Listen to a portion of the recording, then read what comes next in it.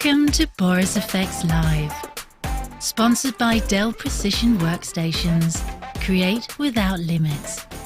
And by NVIDIA. And Intel.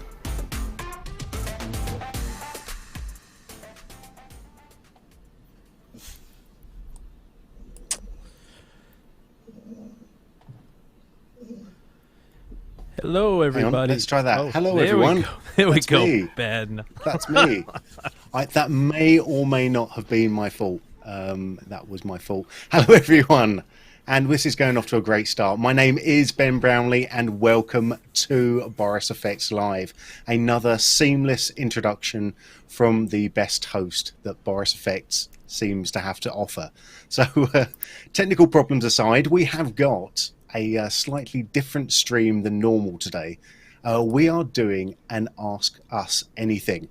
So we have gathered a group of Boris FX experts, and we are going to be taking your questions on all of the Boris FX products, no matter how big or small. We may or may not be answering all of your questions. We're going to try to get as many as possible.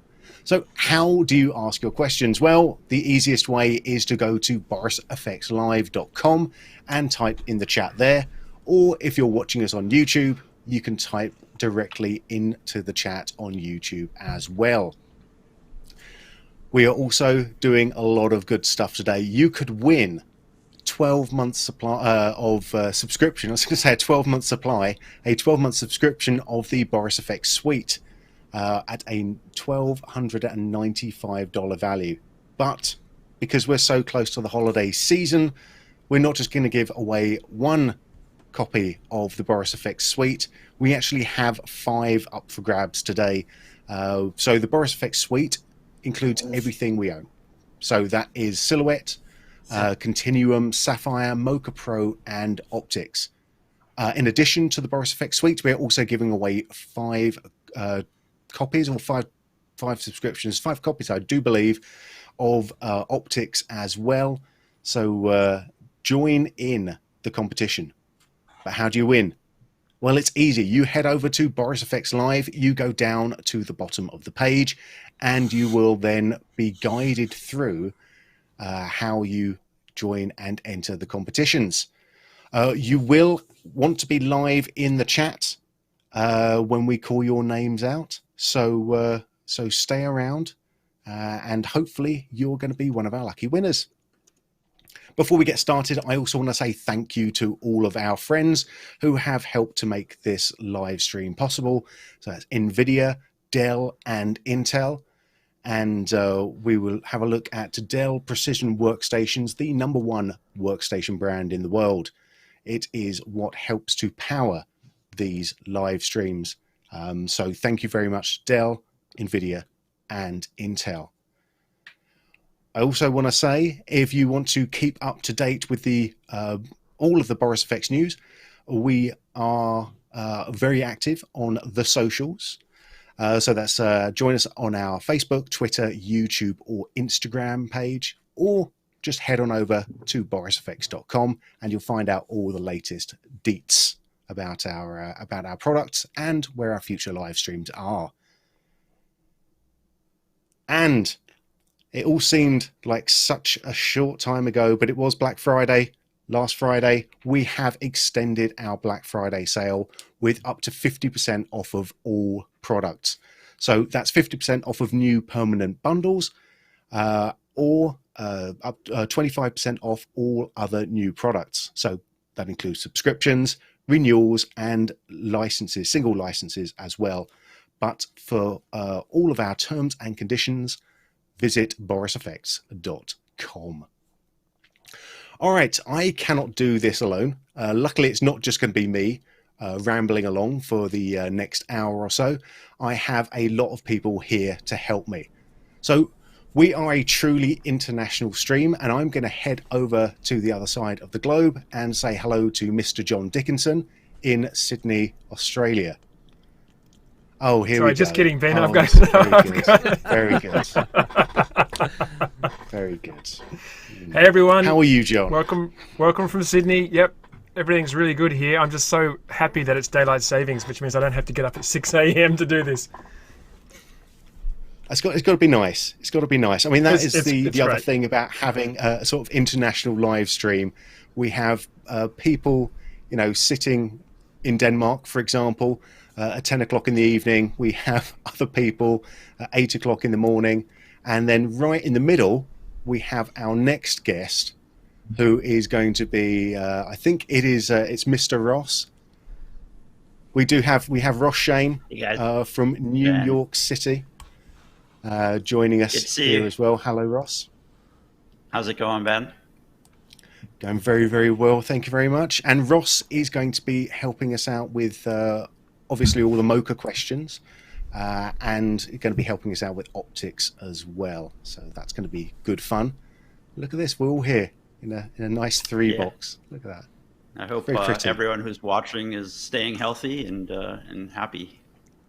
Absolutely. Absolutely. We're going to keep it rolling. We've got a lot of people to introduce, so I'm going to head over to LA and say hello to Ms. Mary Poplin. Hello, Mary. Hi, Ben. How are you? Very well, very well. Mary is obviously our Mocha expert. They call her Mary, Queen of Mocha, or the Mocha Queen, or Mocha Mary. So, so Mary's going to be doing a lot of heavy lifting today, I think. Sounds good to me. I feel like I need a nursery rhyme or something with Mary, Queen of Mocha. It's like Mary, Queen of Scots almost. Give me till the end of the live stream, and if I've got a second, Perfect. I'll write you a limerick of some sort. Wonderful. Great. Well, we're going to head back over to the east coast of the US, and we're going to be talking to Mr. Peter McAuley, who is the senior product manager at Boris FX. Hello, Peter. Hello. How are you? Very well, very well. And Peter's going to be answering, hopefully, all of our Continuum. Asking questions. Asking questions. All of our Continuum. What is this Continuum? Questions. What are we doing here? Yes. So that's great. And helping out Peter with Continuum is going to be Mr. Vin Morrealle. Morrealle. Please. Yep. Morrealle. I just need to trust myself. Yep. Vin, also known as Vegas Vin, because of his love of roulette wheels, is also joining us from the East Coast. So how are you doing today, Vin? I'm quite well. Really excited to be here helping out and getting questions and stuff. Excellent stuff. And last but not least, at Mission Control, we have Mr. Brian Fox. I mean, you just thanks for the heart attack. Thanks for that open, Ben. I appreciate that. I literally pushed every single button I have available to me. So thank you so much. No, that was my cough button that had been pressed in. Sorry about that. It was a nice trick, Ben. It's good. And it's not the first time I've done it, which is really embarrassing. So that's good. And it's on video now, so I can play it back to you plenty of times. Well, you can't, because it's going to be edited out. So that's nice. It's slow-mo. But Brian, oh God. It's on Twitter Brian is going now. to be helping us out with all the sapphire questions that we're going to have. I mean, one of the reasons that we're doing this is because we've had a whole slew of releases. Our 2021 releases have been, gushing out the last few weeks. So we've got, we've been sort of fielding a lot of questions from them already. So I thought we'd just sort of try to, combine them all together into one gorgeous live stream. Let's see what we can do. Sumptuous, delicious live stream. Now this is going to be fun. Like Ben, you and I have been doing this for a while, and I always feel bad. Like we if you guys don't know out there, Ben and I, for like a 2-hour live stream, will plan about 14 hours of content, right? So it's just we have way too much to get through, and people will always ask these really great questions, but they'll be completely off topic. Somebody will want to see like Title Studio in Vegas when we're talking about Sapphire Builder and After Effects. So I think this is a great opportunity for us to just come in with no agenda, right? Really no plan, which is terrifying. Absolutely. And just do some stuff live. So we did ask everyone if you had any questions ahead of time you knew we definitely wanted to get to. So I do have some of those loaded up, Ben, if you would like to start. Can I start? You can start. So first question we have is, hold on, I am gonna jump to my Brady box, Brady box, right? Boom. Brady box makes sense. Let's see if I can. There we go. Look at that. Oh, look at us. Okay. First, We all need to question- look at each other. Yeah, no, I don't even know how to do. Okay. Oh my God. First question. How about an easy one? Let's look at this. Okay, so Ben, question from Ray online. What are your 3 favorite Continuum effects? And what can you do with them? So this looks like maybe a Peter, Vin, Ben type answer. What do you think? Okay, we can do that. Who Boom! wants to Look start? at that. Triptych. Oh, look at that. That's good. Hey, I'm not All right, fitting the well, box right. I'm going to give my top effect, which is one that I use on every single project, which is Magic Sharp. And Magic Sharp it's one of those ones that it's a utility effect. It's nothing, big or flashy. All it does is it gives an added, bite of sharpness to your image. But the way that it does it is just really clever. Hang on a sec. Let's. I'm going to load something up. So if everyone else wants to, give their answer, I'll find a Magic Sharp example here. Okay, So if I while pass over to Peter. I'm sorry. Okay. Andy Milka's online is unhappy with my uncentered box, by the way. So, Andy, I will fix that. I will thank you for the note. I appreciate that. It's the New York guy who works on Flame commercials that will definitely pick that up first. Unbelievable. That's right. I mean, That's right. My friend, my brother, thank you so much. Thank you for the note. I'll take that under. All right, Pete, I'm going to go to you. Cool. So, okay, favorite filters. Well, how about favorite features? I think that counts, right? That's not Can the I do a question. feature No, that's instead not of a the question. filter? Single filter. Single filter. Single filter. Single filter. Well, I don't know. Fast Film Glow comes to mind. That's one of my favorites. I just love the way that filter looks on pretty much anything. But, then I start thinking, gosh, I always combine that with Fast Film Process to get a looks gem. So probably Fast Film Process and Fast Film Glow, I would think, would be mine from choosing filters. But then, gosh, what about keying? Primatte is just, it's a killer. I'm going to go with Primatte. Okay, I'm sticking with Primatte. Cool. Vin, I'm going to go to you. Yeah, I mean, particle illusion would probably have to be one of my favorites. Though when I started, before I started, I used to do a lot of particle effect work, and when I first started working for Boris, I used particle emitter 3D, and one of the things that I loved about that and working with that one was the ability to take it and apply the particle streams to motion paths, certainly in After Effects, which is what I worked in at the time. And so that was really, really fun. But beyond that, I'm going to have to also go with Peter and agree that Primatte Studio is by far one of my favorites. Just the ability to sort of do the auto keying right off the bat and just its versatility and how powerful it is has made a lot of my keying work just that much easier. So yeah, I would say either particle emitter 3D or Primatte for me. Very nice, very nice. I think part of Primatte is definitely was up on my top 3 as well. The other one it's actually one of the ones that has just come along with Continuum 2021, which is BCC Film Stocks, which just let's hang on a sec. Let's find how I turn into my screen share. There we go. If I can just steal this for a second, Brian. Thank you very much. Because I just want to come in and I'm just going to do Magic Sharp first, because sharpening is like this is basically sharpening without getting the horrible halo effect of the old ways of sharpening. So with Magic Sharp, all I'm going to do is I'm going to come into one of the presets, high threshold sharp edges. That is the one, my go-to one here. And you can just sort of already see that we're getting like a huge amount of sharpness.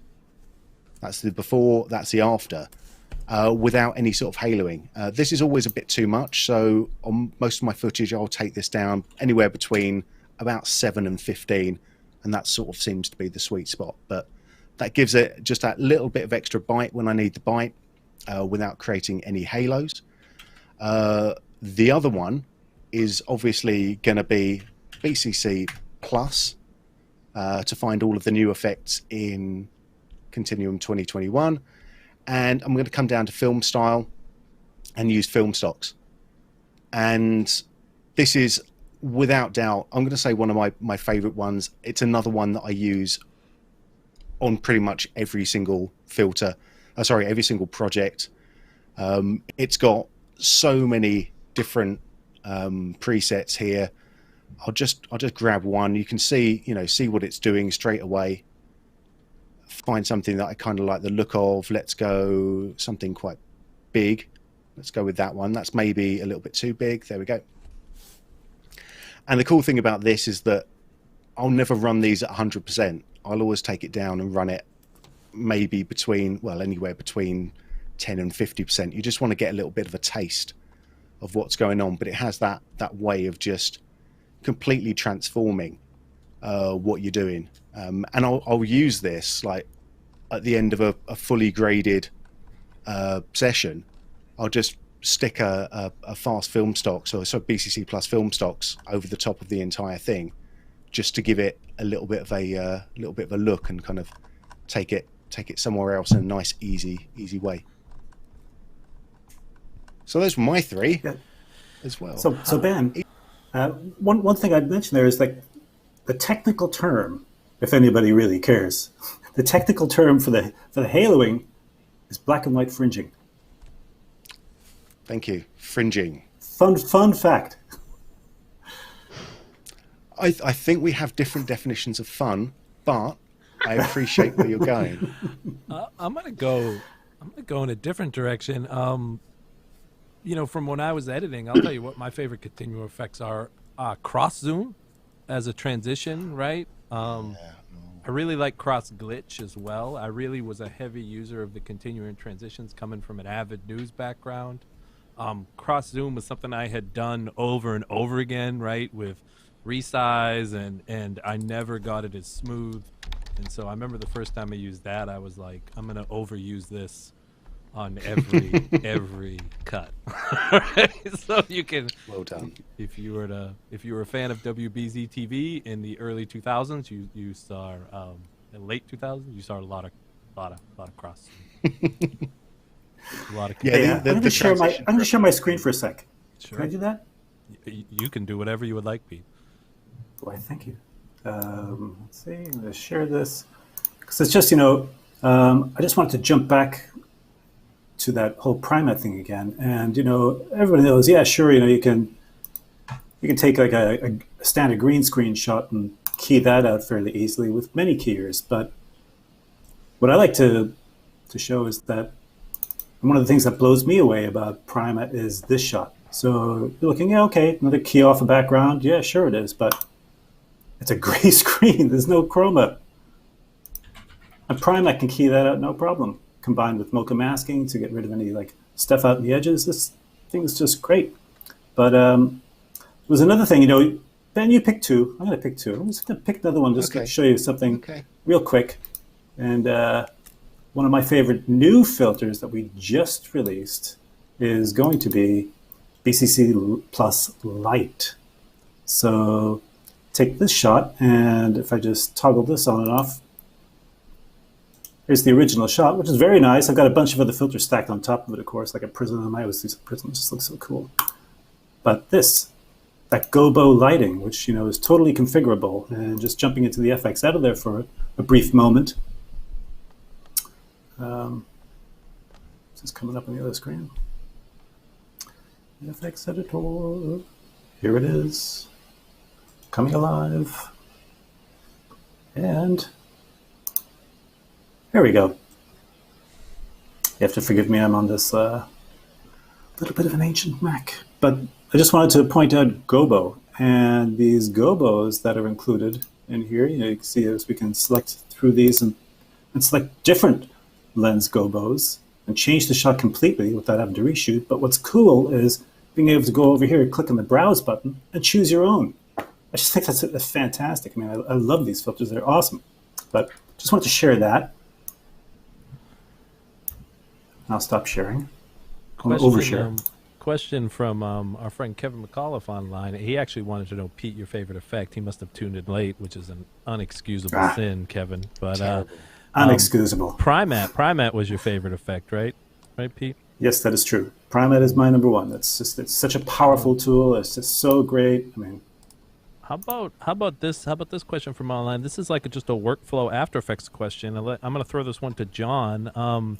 Since you're the After Effects maestro amongst this group, but do you have a naming structure for when you're working on complex composites in AE? Like, how do you keep organization with all the pre-comps?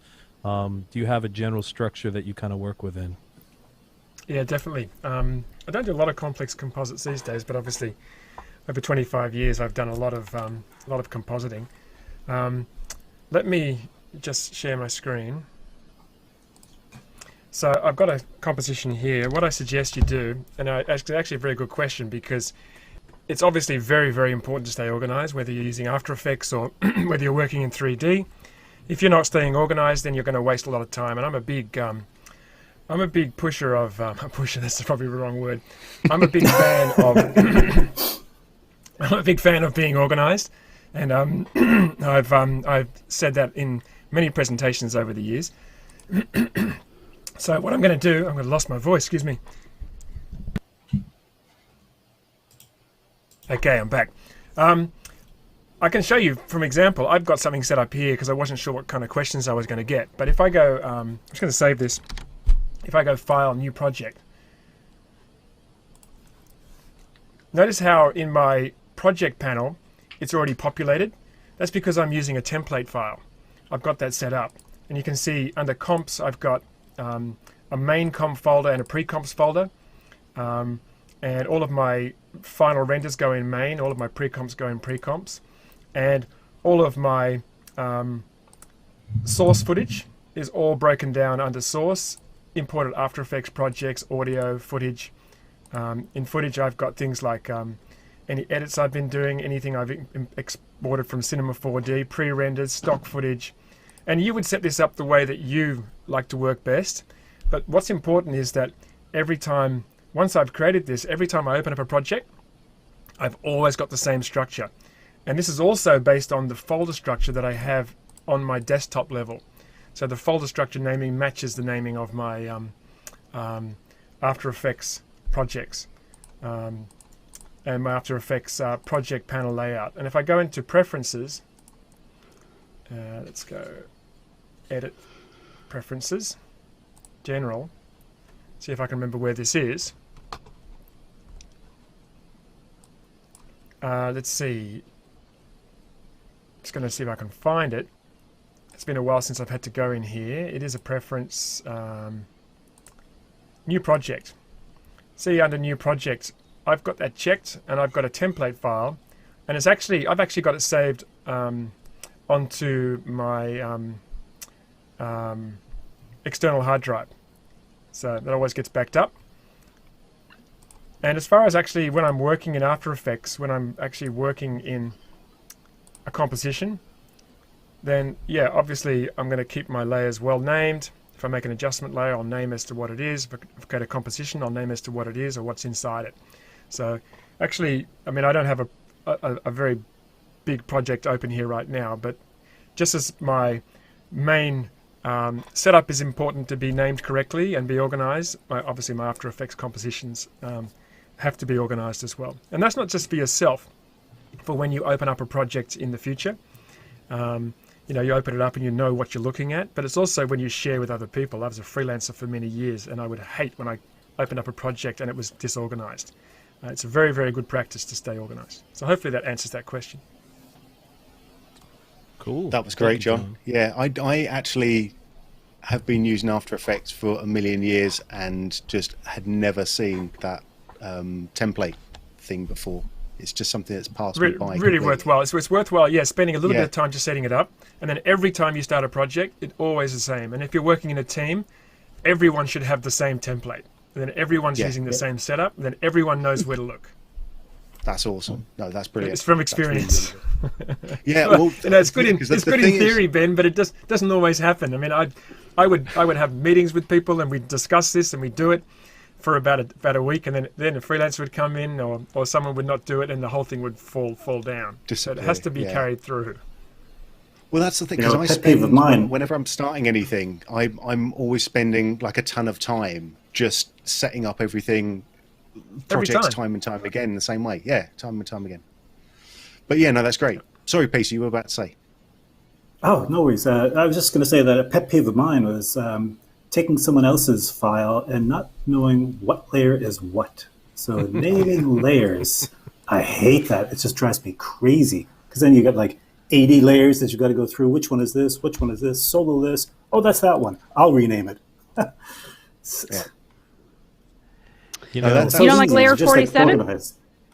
Untitled I don't. 001 Not dash a copy 001 of final copy of final. layer. I mean, I feel that's like right. I feel like y'all talking about me here. I feel like this is an intervention. Don't feel bad, Brian. I was today years old when I learned that you could do that template. And man, am I going to be doing that from now on. I mean, to in all seriously, like I have struggled, you know, in my career where it's like a balance, right, between speed and organization, right? Like I always came from like projects that are, you know, I would say, when is it due? And they would come back with, well, when can you have it done?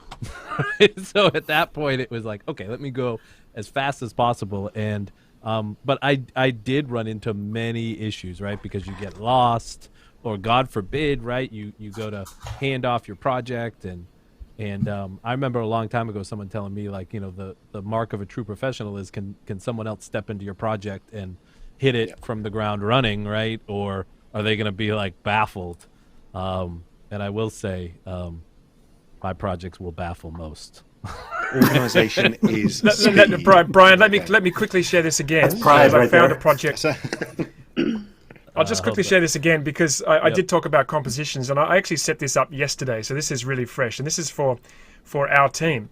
So talking about sharing project files with the team, obviously we do a lot of videos and we do tutorials, and we needed a template that we could use to share amongst the team.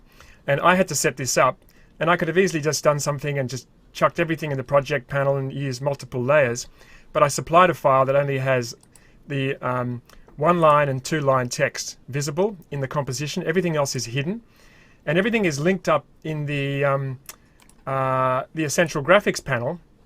You can see in here, because we have lots of different products. So I've done everything in pre-comps, and I've linked everything up into the main comp so that you can literally turn on the background that you want, turn on the different product that you want just up here in the essential graphics panel.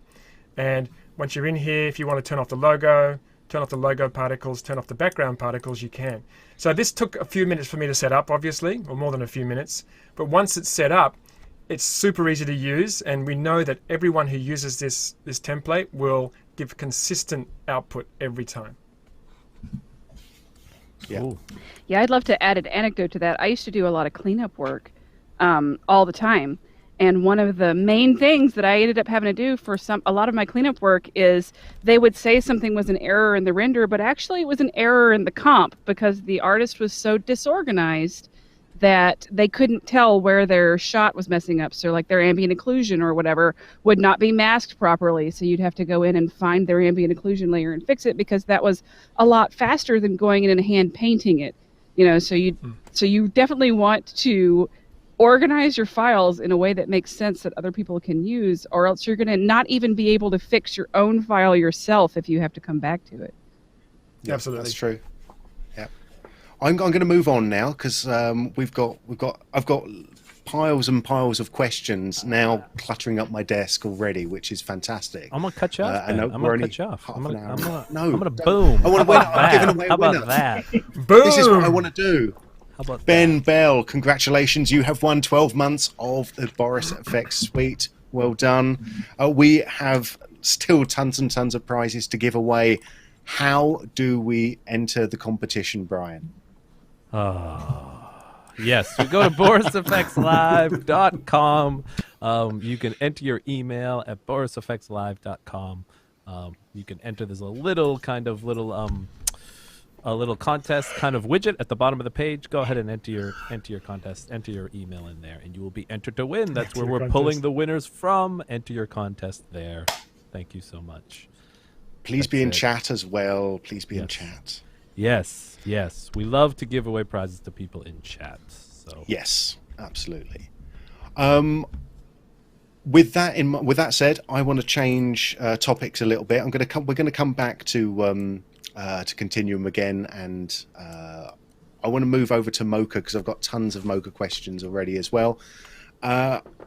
We have, unsurprisingly, got a question for Ross and Mary, talking about the new Power Mesh feature that is we launched with Mocha 2021, and I just want to throw this over to you two to just let us know how it compares to some of the other solutions out there. Obviously the names that were thrown around so far have been the ones we've seen many times. Lockdown, for example, it's been mentioned a few times. But how would you guys see the differences between those solutions and what Mocha Pro 2021 is doing? Sure. I'm going to let Ross lead off because he's... I'll lead off with it because it was kind of one of my pet projects in the last 6 months or a year, certainly. But first of all, to say, we really appreciate that all the positive feedback we've been getting from this feature. It's been really fun to play with this new feature in Mocha. For those of you who've actually, I know a lot of the people in the After Effects camp might have seen Lockdown in the last year and thought that was like the first mesh tracker ever. But the Smart Vectors has been around in Nuke, I think for 3 years, and then Andy or Quinn or some of the Flame users might correct me, but I think that Flame came up with motion vectors 2 years ago, and then obviously Lockdown came out, and then beyond that, there's been lots of 3D equalizer, different camera tracking technologies to do object tracking over the years as well. So I just want to make sure that people understand the deep history of all the different tracking techniques. Mocha, I think at heart, the strength of Mocha's new Power Mesh is it's really the planar tracker itself and the user interface. We're not using optical flow passes, and it's basically a new iteration or sort of like the next evolution of our tracking algorithm that we developed. And I think most people know that Mocha is pretty much the first planar tracker that was used in commercial post-production. So we're kind of building on technology that's been around for at least 15 years, which has gotten better and better over time. So the things that we can track in Mocha that I think that has, made it such a loved tool in the industry, like being able to track things that go off screen, being able to track things that are out of focus, using the layer system for occlusions that Mary, I'm probably all things you're might want to show in a second, but all those kind of nice things for regular Mocha users, we're just using this now on organic surfaces. So I think that's really the difference where, some of these other tools are great technology.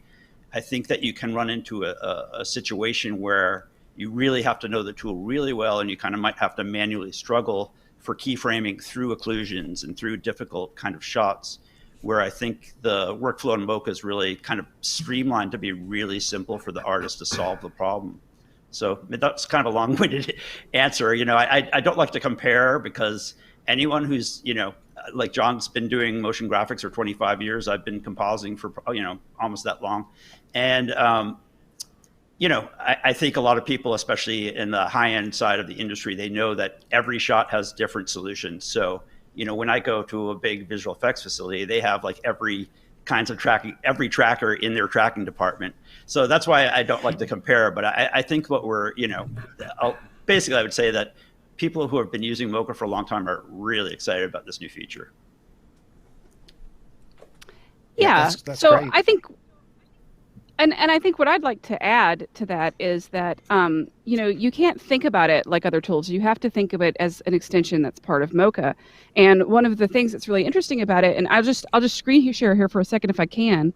Let me go ahead and hit button. There we are.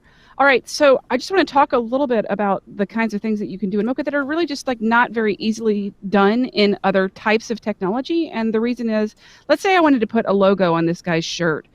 We got a lot of problems in this shot if I want to do that with an optical flow solution, because it's going to look at pixel motion and it's going to judge that pixel motion over time, and it's going to count all of this stuff as pixel motion. That's not great, actually, because I'm going to be influenced by this shadow. I'm going to be influenced by lighting changes in a way that's not necessarily going to make sense.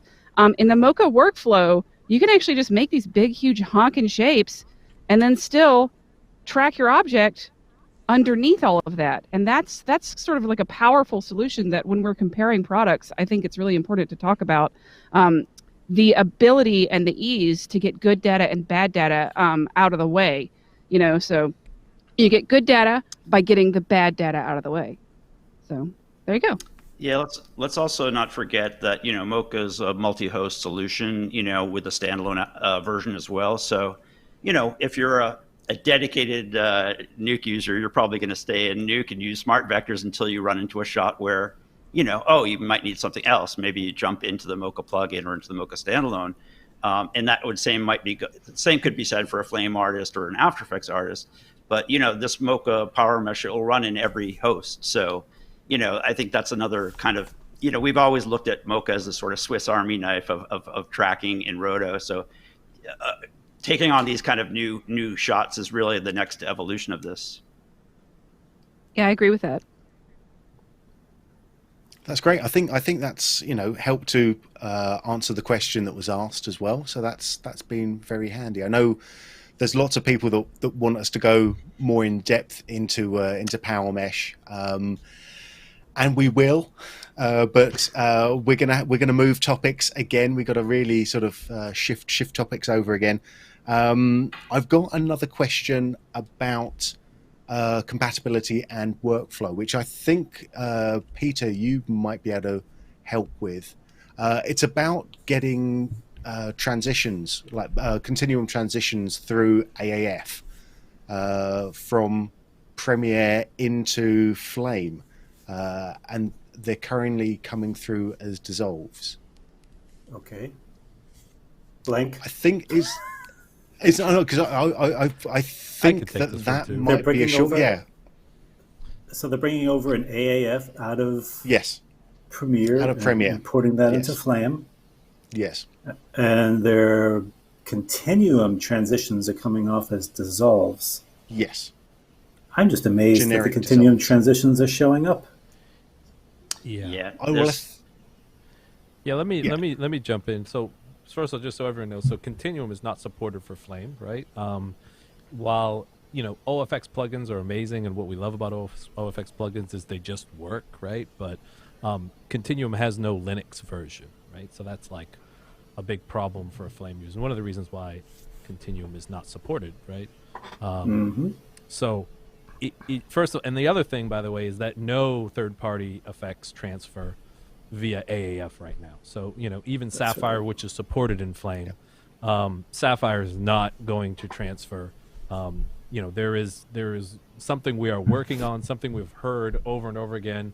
It is my personal decree to everyone in the post-production industry that I'm trying, I want, before my time is done, I want to get this fixed so much. I feel like we are the closest we've ever been. It requires, a lot of work on a lot of different companies working together to get this working. But, we hear the horror stories, right, of, good Lord, offlines with 200 transitions, redoing things by hand. There are some workarounds you can do. So, if you're using something like Sapphire, which is supported both in Media Composer, Premiere, Resolve, and Flame, you can go ahead and apply the presets, right? So like if you have a transition, you can apply the transition in Flame, and you can load the save preset from Avid or an offline. Now that's not gonna help you with any keyframing because there's no keyframe data moves across in Sapphire presets, but it's definitely going to help you in terms of starting points. In transitions, there's no keyframes in there. So if it's like a 6-frame, switch pan, you see people label things like, time codes in the name, and then boom, they're kind of loading that in. That's one way to do it. But there's really no way to do that in Continuum right now in Flame. Definitely in Resolve, you can do that same trick, right? So if you're onlining in Resolve, you can load those presets in. But yeah, that's kind of a long-winded answer to say, like, it doesn't shock us that it shows up as a dissolve because it doesn't support. Yeah, that's it. I mean, and that's basically a weakness with the AAF translation as it stands at the moment. Yeah. Now the good news is AAF is an open source format, right? And this actually works within Avid, like. Avid wrote it, right? But if you go from Media Composer to Media Composer and transfer in AAF, those third-party effects will work. So it's really just about all the different host applications coming up with a uniform translation that would work. There is something really exciting. As you can tell, I've definitely spent way too much time thinking about this. Open Timeline IO is an open source project that I believe was created by Pixar and is ongoing right now. That is very exciting. That could be a solution to this, right? Have a universal timeline, that export feature that all of these different host apps could use. Or like I said, we could hopefully, like I said, get everyone to play nice. But there's so many different ways that the different host apps deal with different things, like time warping. And like a lot of other things. So it's definitely a tall task, but one we're actively researching and trying to solve. Yep. That's great. Thanks for that. Sure. I think we're gonna let's give away some stuff. We've got so many prizes to give away, so I think we should give away another prize. There we go. Yolart has got an optics license. So congratulations, Yola. For your optics license. We have still got lots and lots of prizes to give away, including several 12-month subscriptions of the Boris FX suite. Head on over to borisfxlive.com to enter the competition there, and you can also ask your questions there as well, or on YouTube chat.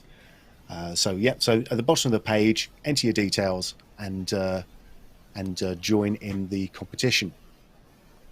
Now, I feel that Sapphire hasn't had a question yet, so I'm going to throw this one. Actually, we're just going to do something over to John now, John and Brian, and I want you to name your 3 top favourite Sapphire filters, which may or may not include the ones from the new 2021 release.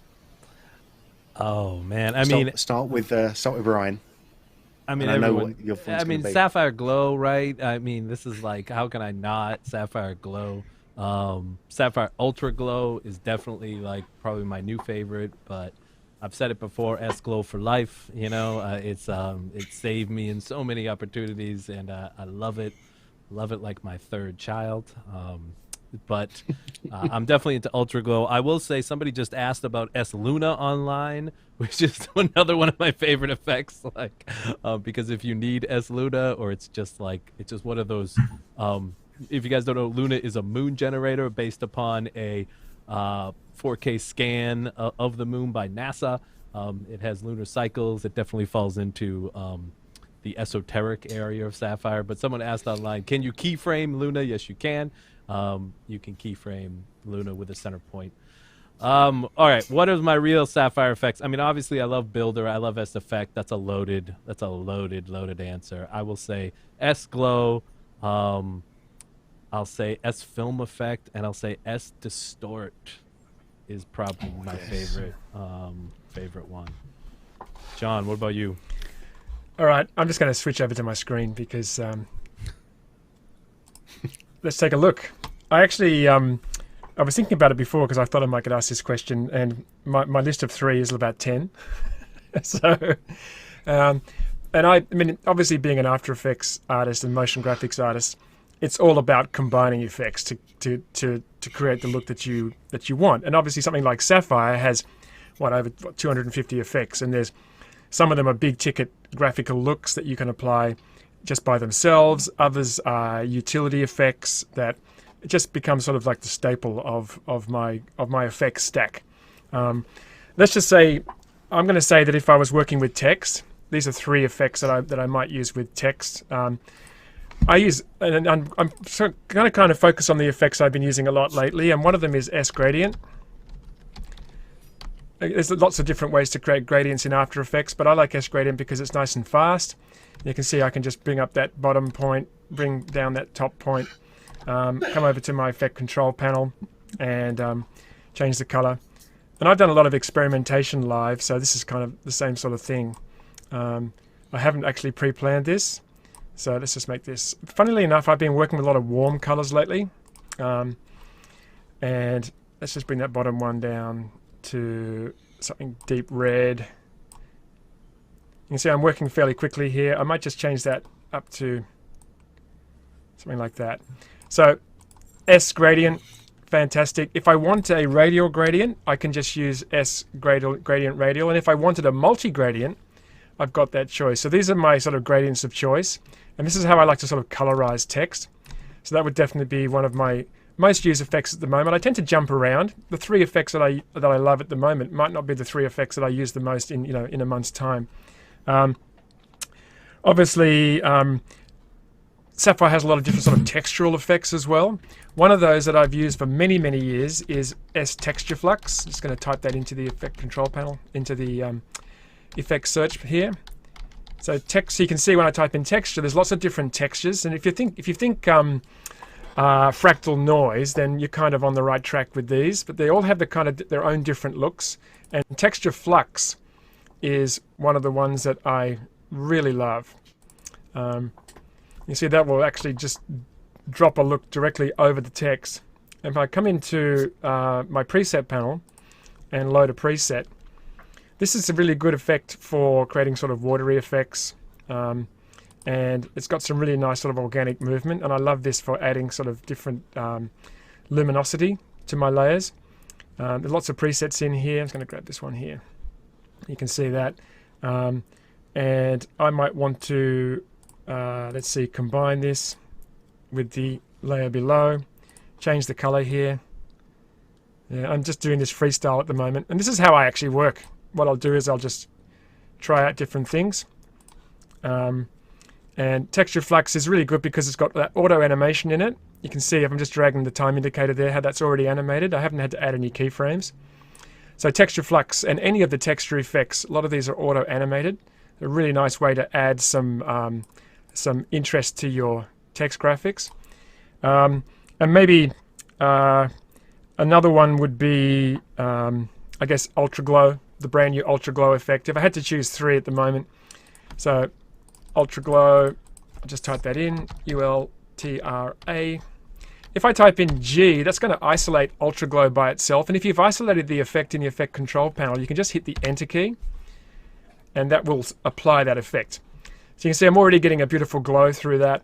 And Ultra Glow basically is now my replacement glow. I know S Glow was always the champ, but I think there's a new champ, and it's Ultra Glow. It's heresy. So if you have tried, yeah, if you have tried S Glow, then I suggest try Ultra Glow as your first port of call.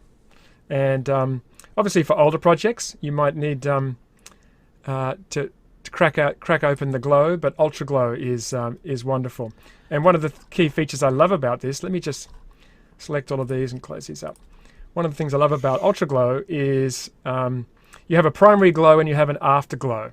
So afterglow has its own color, so I can go in and make this an even deeper red here, and this gives me that really beautiful soft outer glow. You can see I can give that a really lovely glow in there, and I can come back in and adjust my primary glow, adjust the threshold, and I'm just bring the width down or take the width up.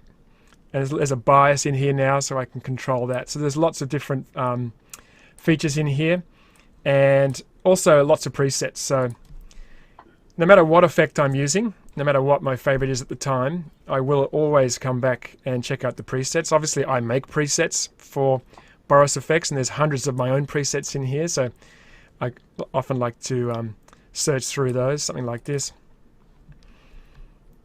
So that's already set up. So you can see just within a few clicks, just with 3 effects, I can come up with quite an interesting look. And this is all auto-animated, so I haven't had to add any keyframes. And that's exactly how I work in After Effects with any effects, any plugins. Just throw them on and see what kind of look that I can get. You can see it's come up with a pretty nice look. So that's my 3. Beautiful, John. It's such a loaded question, Ben. It's to say your 3 favorite. But look at that. So many. Oh, it's unreal. Hold on. Let me go back. Let me. Here we go. Of course. Cut There back. we go. No one wants to see us. All right. There's so many though, Ben. Right? It's like glow darks, right? Like TV damage, rack to focus. Don't even ask me why threshold. I use threshold like crazy. So many different. We haven't even gotten transitions. Totally. Once you have Sapphire in there, once you have Sapphire in your system, and this is even before I started working for Boris FX. Sapphire was always the first port of call. You know, if there was a gradient, I'd go to Sapphire. If there's a blur, I'd go to Sapphire. If there's a glow, I'd go to Sapphire. What about lens flare? We're not even talking about lens flare. Well, that's in this was I was been thinking about what this. About you? And my top what about 3. You? Yeah, I want to hear yours. Okay. Well, can my top 1 be a cheat? Sure. My top 1 is definitely going to be a cheat. Well, number 3 is going to be, and these could all be number 1. Number 3 is going to be Ultra Glow, because Ultra Glow has completely, taken over my use of S Glow. S Glow used to be put multiple times on all of my projects at some point. Now it's Ultra Glow. I just love it. I just love it too much. It's just too easy to make something that looks absolutely gorgeous, not just on text, but I mainly work with video stuff, so just getting like some really nice glow, some sort of halation. It's just too good. It's just too good. So Ultra Glow is there. Lens flare is obviously it's like a little baby to me, because I spend so much time nerding out over lens flares. You can't just you can't avoid a good lens flare, not just for like big in your face sort of flares going at you, but sort of just turning off tons of the layers and getting something just really sort of soft and subtle, just to sort of play over your footage. And then number 1 is going to be my cheat, and that's got to be Builder, obviously, because Builder is all of them. It's not a cheat, because you asked for my top 3, that's like S Effect is my top 3. Sapphire is my favorite effect. Yeah. All right then. Well, it's more like going to a genie and asking for 3 more wishes. How about this? If you opened up Builder and you could only have access to one effect in Builder, what would it be? Oh God. Okay. Ultra Glow. That makes no sense. It makes no sense. sense. Let's try to pin him that's like building a house with 1 brick. He's slippery. I'm just trying to pin him down. All right. I'm just trying to. You got me pinned. You got me pinned. Can I offer my Sapphire favorite? Yeah, sure. Yes. Pixel Sort. Pixel Sort. Yeah. Pixel Sort. Unbelievable. I just first time I saw that being built by you guys and started working with it, I was like, this is it. This is the bomb. This is an awesome filter. I mean, they're just like combining that with Mocha masks to get results. I mean, I watch NFL. I see it every Sunday. We see Pixel Sort on all that stuff. It just looks awesome. Yep. Just wanted to say that. I'm surprised nobody said kaleidoscope, and I'm staring pointedly at Ben. I love what, just because I use it all the time. Overuse it all the time. Yeah, use it all the time. Yeah. But the other cool thing isn't Luna chronologically accurate? Yes. Yeah, Luna's That's not cool as only hell. chronologically accurate, you can also set your time and place. So I can sit in London in 1922 and know what was happening on That's May really the cool. 3rd. Luna and Night Sky, both old 5D Monsters effects. If you guys remember 5D, 5D Colossus, right? So Cyborg. Cyborg. Like those are really cool effects that were brought over to Sapphire during the when Gen Arts acquired 5D. No, what am I saying? Speed 6. Sorry. But anyway, no, yes, Night Sky. Have you guys mentioned Zap? Because See, Zap, there's too many. It's too many. yeah, Come on, it's- Rob. because Zap- Ultra Zap and The Ultra Zap. Zap- Yeah. Ultra Zap. Yeah, Ultra Zap and Zap are used a lot by nuke artists and by companies that have, really talented and deep 3D teams. But that Zap filter is the one that they go to because it's just like so useful. Oh, we haven't even mentioned really Shake, which is like top 3 most used Sapphire effects. Like Shake Yeah, is it's a used great like Shake ever. effect. There's a whole generation of YouTubers out there using Shake. I see y'all on your Twitch videos, right? Like, and your gaming opens, using even blur motion curves is really popular, and Shake as well. So yeah, there really is so many. It's tough to choose your favorite child, right? You just chose Builder, so we call that a I cop chose out. Builder. I chose Builder, and I stand by it. Builder rules. Yeah. There we go. We're going to move to another question. Actually, before we move to another question, do we have another prize winner? We do. We do, If you but you give don't me have- 1 second. Okay. I'm going to talk to. I'm going to tee Vin up here for a second because the next question is going to be a Vegas question.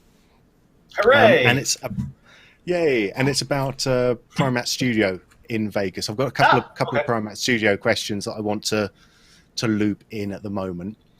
So the question is going to be that people this person I've lost the name completely was using Primatte Studio in Vegas, but some of the things were grayed out. They couldn't use stuff like light wrap and that sort of stuff. So that seems to be something that people were tripping up on.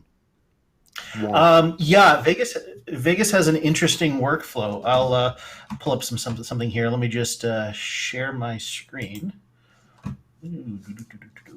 Is that sharing? Okay, great. Wow, Some infinite epic. zoom. I love it. There we go. Infinite zoom. Alrighty. Okay, so we should be here in Vegas, and let's go over. We'll get rid of our beautiful lighthouse, and I have some green screen footage here. Yeah, we'll leave it. So it's landscape, but we'll forgive me for that. So all right. So one of the first things with Vegas in Vegas is it has to be applied as a composite effect. So you can't simply go over to let me just clear this out. You can't go over to your video effects panel and pull over Primatte. You need to do it as a composite effect. And to do that, you're going to go over here to this little hamburger menu, go over to compositing mode, and add a custom composite mode. So that'll bring up this window. And you can see right down here, let's see, Primatte Studio. So we're going to select that and apply that as in composite mode. And what that's going to allow me to do is sort of have access to additional layer tracks. And so let's just do a, let's come over here. We'll add a insert video track. We'll just move this right up. All right. So what that will allow me to do is, if I come over to my project media, let's see, all I really have is some nice fancy backgrounds here. But if I come over here and we'll go into, oops, let's do that again because I changed tracks. Custom. And all right there. So we got our Primatte Studio, and wait, oh, Vegas is throwing me for a loop. Hold on one second. Then while you work on that, I have a winner. Oh, fantastic! There you go, Ben. Oh, thank you very much. We have got a optics license heading over to Balaz Ravash, which is, I'm very sorry, that is definitely not how you pronounce your name. But I do my best. So congratulations on the optics license. I hope that makes up for the horrible pronunciation of your name.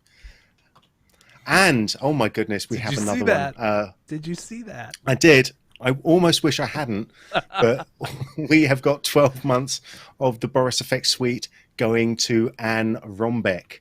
Anne Rombeck, congratulations. A 12-month subscription of the Boris FX suite, which is everything that we own, everything that we sell and develop, including Continuum, Sapphire, Mocha Pro, Silhouette, and Optics, of course. And if you, we still have tons of prizes to give away. So join us at borisfxlive.com.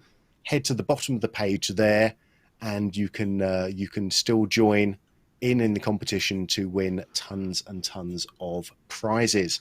And also ask your questions there in chat or on the YouTube chat. I'm desperately trying to get through as many as I can. I'm now building up a huge building filled with post-it notes of questions to try and get through. So keep it going. So let's head back to Vin. Vin, let's do it. All right. So basically, the deal with Primatte in Vegas is that you want to make sure that you add it via a custom composite mode, and that's going to allow you to then start working with your mats and sort of do all your work in Primatte. So, for example, cleaning up our background noise here, we'll select that. Kind of come in here. We'll take samples. Instead of using Tangle, we'll go in for point, and that'll allow you to do all of your work here, and then start to access some of your background layers. Now I'm just doing this super quickly, so please forgive me for the less than perfect matte that we've got going on here. But so the main question was how to access all the background information here. We'll just clean up some of our foreground noise just so it looks pretty good. That's it. So the secret is using the composite mode rather than just dragging Primatte Studio onto the top of the clip.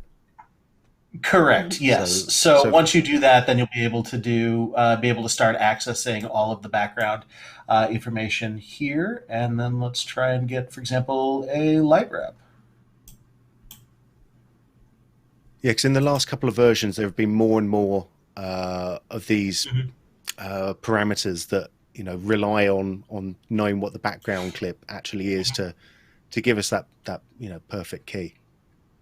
Yeah. So ignoring the fact that it's a not a good key pull that I just did here, definitely not showing off that aspect of it. The main question though is of course how to access those layers and how do you access anything from whatever you have in your second track. To do that, in order to get this background source, which is grayed out at the moment, make sure that you first enable your light wrap. And then once you do that, it's going to allow you to select your source from the background. So you can turn it off, and then source A is the track layer that we're currently working with. So source A would be track 1. Source B is going to be your secondary track. And that's going to allow you to do that. Now, if you try and apply Primatte Studio from a if you try and apply Primatte Studio from the regular video effects panel, you're not going to have access to that. It won't be able to access any other track information. So always make sure that when you are doing something with, for example, with Primatte or any other effect that requires you to access a sublayer like that, you are going into your compositing mode first. You are selecting custom and pulling it up that way. And when you pull up custom, it'll bring up all the various continuum effects that require you to apply it that way. Yeah, and there's quite a few of the continuum effects that actually would benefit from this composite mode workflow in Vegas. Absolutely, Yeah, that's absolutely. great. So you can see if something like wildcards, or if you're even working in a VR situation, or any of the sort of the composite modes that are new with the BCC Plus filters, things like that. You're definitely going to want to go to that composite mode. Even some of these sapphire effects will require that as well. So basically, anything that needs access to a second layer is going Correct. to need that composite mode. Excellent. Well, I've got another Primatte Studio question for Peter now, because the Boris Continuum Primatte Studio isn't the only version of Primatte that is on the market at the moment. And could you just spend a minute just saying the main differences between Primatte Studio and some of the other versions that are out there? Yeah, sure thing, Ben. That's a fabulous question. I mean, I feel this question a lot. Of course, right? I mean, we all know that, well, not all of us, but for those that are in the know, and for everybody here now will know that the Primatte algorithm was developed in Japan decades ago by a company called Photon. And they licensed that technology. Now, this is just the core algorithm, the 3D algorithm which goes into the Primatte keyer, which is basically what enables us to select more than one sampled color when we're keying out a background. So then they licensed this out to several people. One of our main competitors is one that has it. Also, it's available inside of Nuke as an option for keying. And what makes it different is that, I mean, obviously none of us are touching the core algorithm. That's just the math that we don't touch. We just take that and build around it. So what makes it different is the technologies that we added into Primatte to augment the key, such as Mocha. I mean, there's no other company in the world that has integrated the level of garbage matting and masking that we have in there. We've got unlimited Mocha mask shapes that can be tracked using the award-winning planar technology that is integrated into Mocha, which is superb. It's fantastic. It really makes all the difference. We've got many light wrap options, not just like light wrap around the edge of an object, but light wrap around the spill areas. So when we do a spill correction on a key, there are a couple of ways to control that. One is the built-in spill, which is in Primatte, which is in Nuke, which is in every other version of Primatte, and that's great, but it's not as good as it could be. And we developed around that. We had an additional spill controller in there, which actually completely negates any spill in the shot. So if there's any question as to whether you got it all, you just click one button, boom, all spill gone. So that's another great one. And then we can wrap in a background onto the spill areas to make it just look like a more living composite, something that was actually shot in situ, instead of just being maybe a studio key shot against a landscape outdoor background. We've got different lighting options. And to touch on that, we've also built in all this color correction in there. So foreground color correction, edge color correction. We've got a new edge cleaner feature inside of Primatte, which gets rid of any natty edges that you might find along somebody's flowing hair or something like that, or a heavily compressed shot. We're not all in control of what the shots we're working on are. I mean, you can't turn around and say, no, I insist on 444.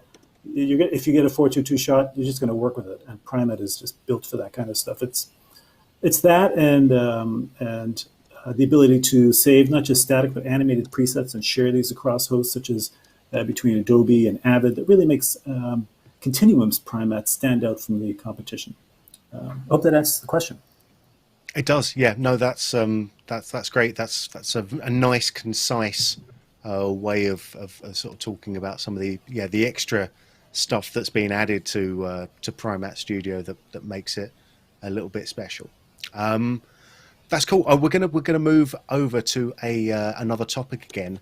I've got too many questions in front of me at the moment, but I want to just go back to Mocha, because I know that Power Mesh has been generating quite a lot of buzz since its release just a few weeks ago. And I think we're going to hand this one over to Mary, because this one is about when working with Power Mesh. sometimes the mesh seems to drift off a little bit, and they're trying to sort of figure out why stuff is drifting and what to do about that, so the motion isn't matching what they're expecting. Interesting. Okay, so yeah, let's talk about that a little bit. Usually, I'm going to load this shot up again, unfortunately, because this is the best one to show that, I feel. But because of the way the Mocha planar tracker works, the way tracking works in general, and every tracker does this too, the more you shift information back and forth, so if we zoom in here, I'll show you. The more we shift information back and forth like this, you know, squish, squish, squish, and squish, squish, and squish, okay? What happens is that the further you get down the shot, that motion keeps getting harder and harder to come back to. So you can actually combat that pretty easily. It's kind of ridiculously easy. We're going to go ahead and turn on our mesh editor, and I'm just going to scoot this back just a little bit more to where I feel like it should belong at home, right? Like this is, come back home, come to your house. Are you too good for your home? All right, so we're going to just jump this over, and now I've corrected that over time, okay? So you can actually adjust the mesh by hand if stuff is drifting, and that's really important because it works just like Adjust Track. You basically make a keyframe, and you can keyframe between keyframes. So if I felt like this needed to be adjusted over here, I could pull this in, right? And now we're going to animate between those corrections that I made. So that's how you correct a drift over time. If you want to avoid a drift over time, make sure that you don't have anything occluding your shot. Actually, I believe because the gain is turned up on this, it's blasting it out so you can't see the detail. Let me ask Brian to turn that down a little bit so you can see better. What we want to do is we want you to be able to see how these shadows are shifting. Because these shadows on the shirt are actually what's causing that drift over time. So just like anything in Mocha, look out for occlusions, look out for reflections, look out for shadows, look out for things like the arms casting shadows or leaving motion blur on an area. That's going to be something that would throw your track off. Also, I do want you to notice one more thing. These arms, the holdout on these arms is massive. Okay, so if you look at my mats here, you can see that arm 1 and arm 2 are massive holdouts, and so is my shadow. And the reason for that is because what that does is that holds out of my tracking area any sort of interference that could be subtle. Because whereas this shadow looks like it's really narrow, it's actually not. The darkest part of the shadow is here, but the shadow actually goes all the way out to here. And Mocha's a planar tracker. It's real sensitive, okay? And the new algorithm for the power mesh is super sensitive. So even though you might not notice the pixel variation, it absolutely will. So make sure when you're holding out stuff that you hold it out way more than you think you need to. Look out for motion blur, lighting changes, and other types of occlusions. There you go. And if you can always adjust it. Can I jump in there a bit, guys? But keep showing Mary's screen. Mary, if you actually show the mesh, maybe one thing I was discussing recently with one of our customers, and just a nice way to look at this, if you kind of zoom into this, think of that, that mesh grid. Think of these as tons of tiny little planar trackers.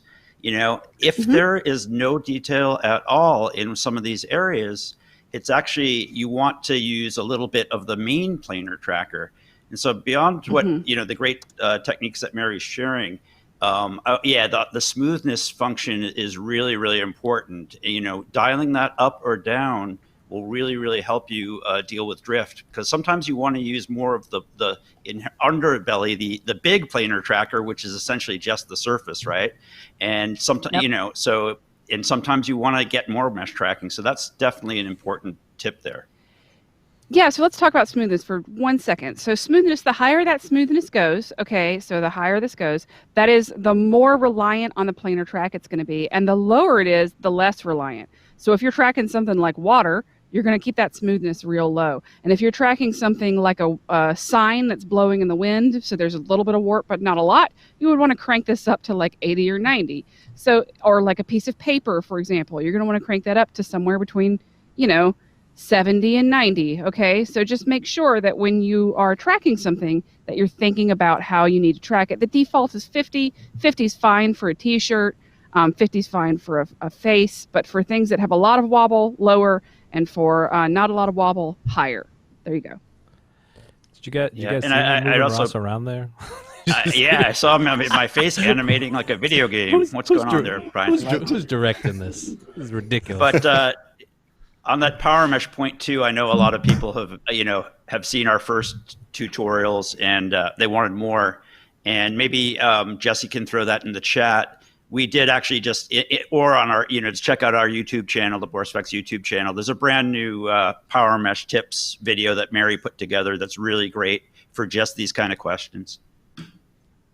Yep. Yeah, absolutely. And we're working, constantly on creating more learning content for all these new features. And Power Mesh is such a big feature. There's much more stuff coming in the near future too. Oh, I did want to touch on one thing that I didn't mention that is important here. If you look at, let's turn all these off. If you look at my shape for my track here, let me make this a different color so you can really see it. Okay, if you look at my shape for my track here, you notice that my mesh actually goes outside of my shape. Okay, there's a reason why I did that. It's because I actually want those to move based on the information that's being tracked inside it, but I'd want to make sure that I have a little bit of data outside of the area that I'm tracking, because if I have put a logo on the shirt and it goes a little bit outside my shape, for example, I need to have that data to ground it. So you need that kind of thing too for when you're tracking complex areas that maybe shift a lot in detail. Make sure that when you create your shape, when you create your mesh, let me just draw a new mesh here.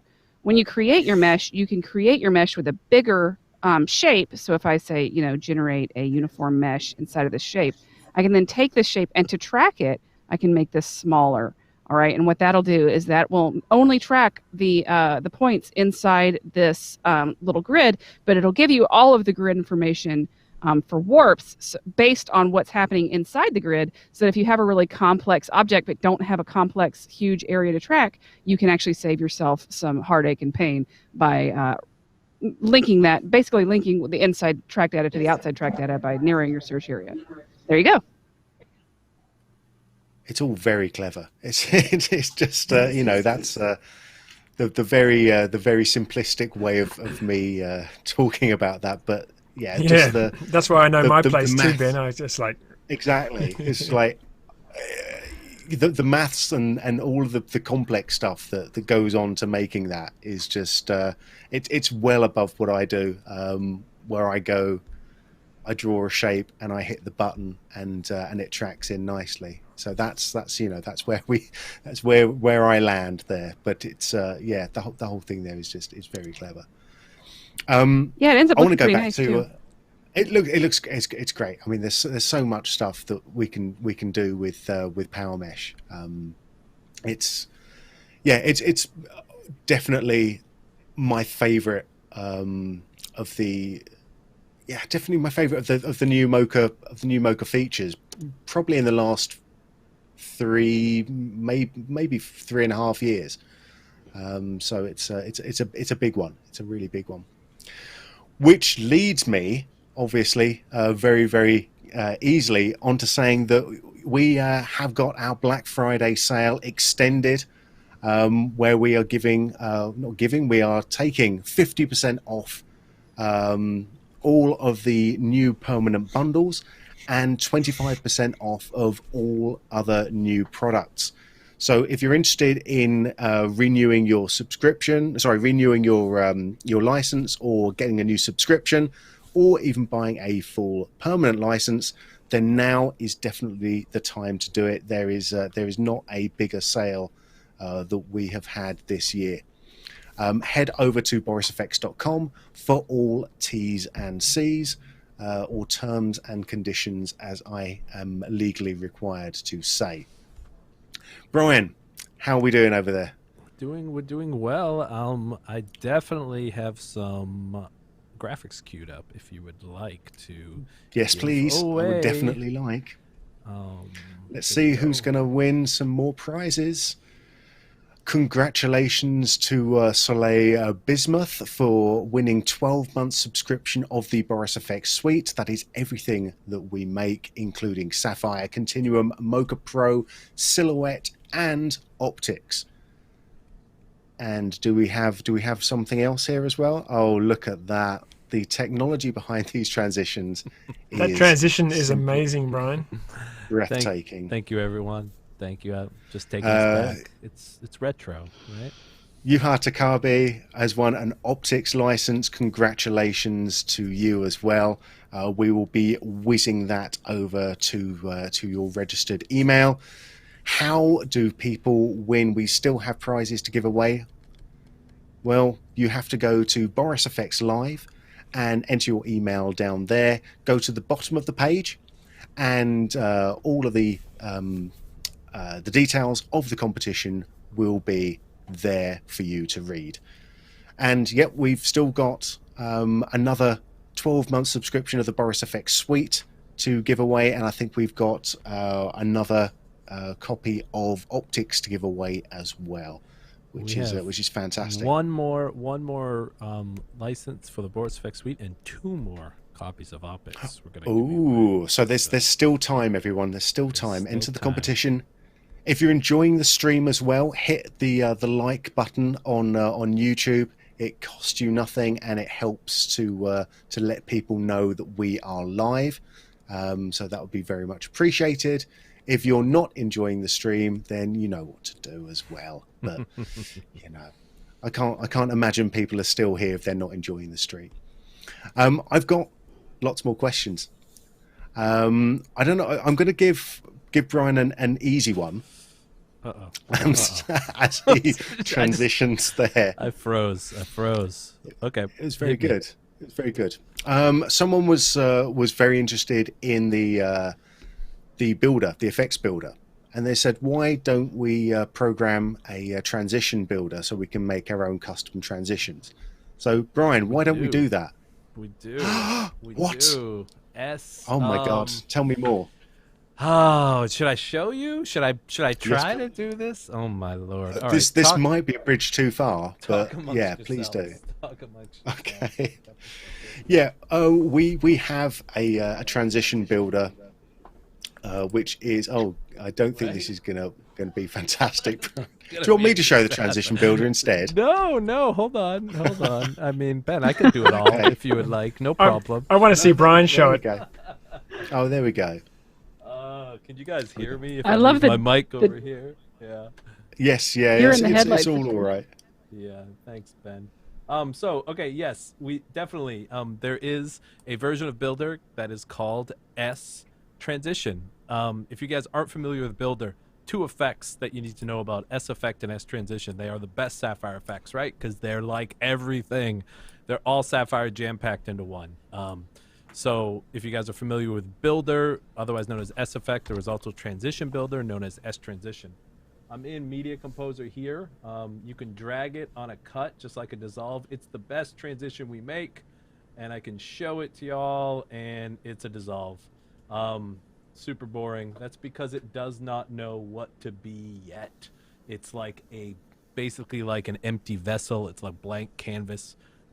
If I, in Media Composer, jump in 2 ways in, either load preset or edit effect, I'm going to hit edit effect, and you'll see we launch our little application we call the Builder. It is a little kind of node-based workflow in here, and how this works is there's a base transition, which is a dissolve, and then I can go ahead and keyword search any of the Sapphire effects. Like I'm going to add glow. I actually did that incorrectly. What I just did is added glow just to the A side of the transition. If I drag it below the dissolve, I have just made now the most popular Sapphire transition, the glow dissolve.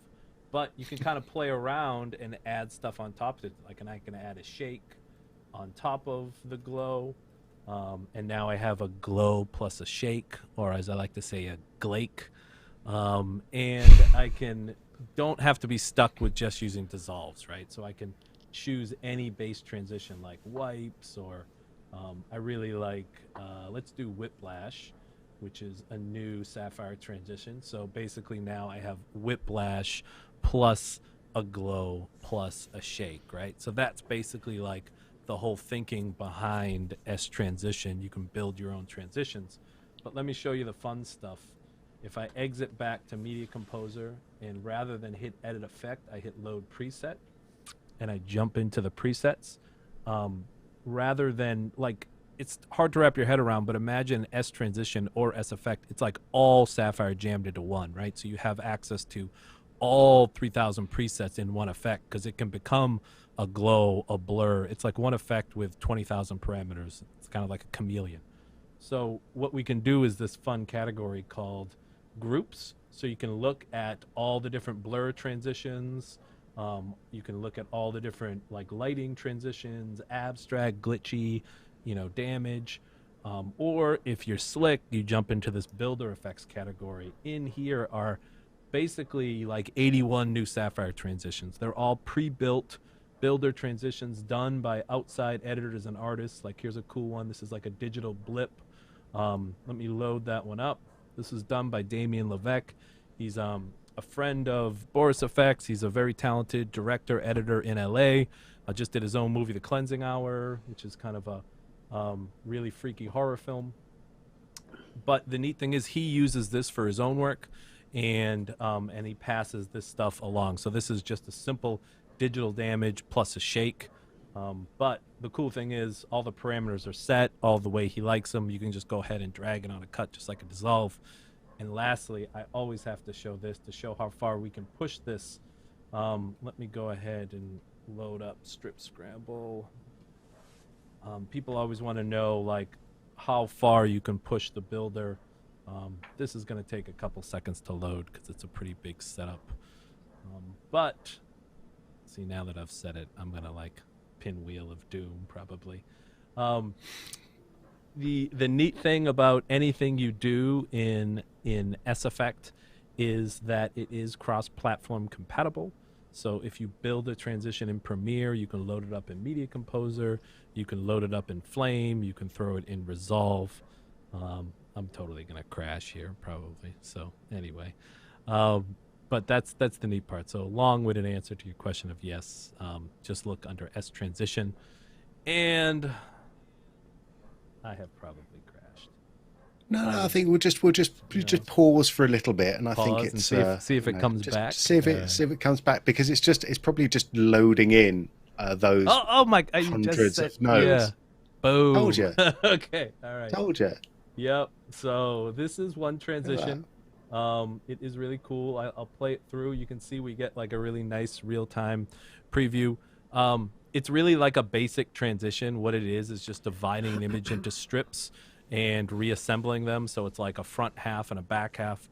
What I really like about the builder and S Effect S transition is I really like to deconstruct things and see how they were built. That helps me kind of learn the package.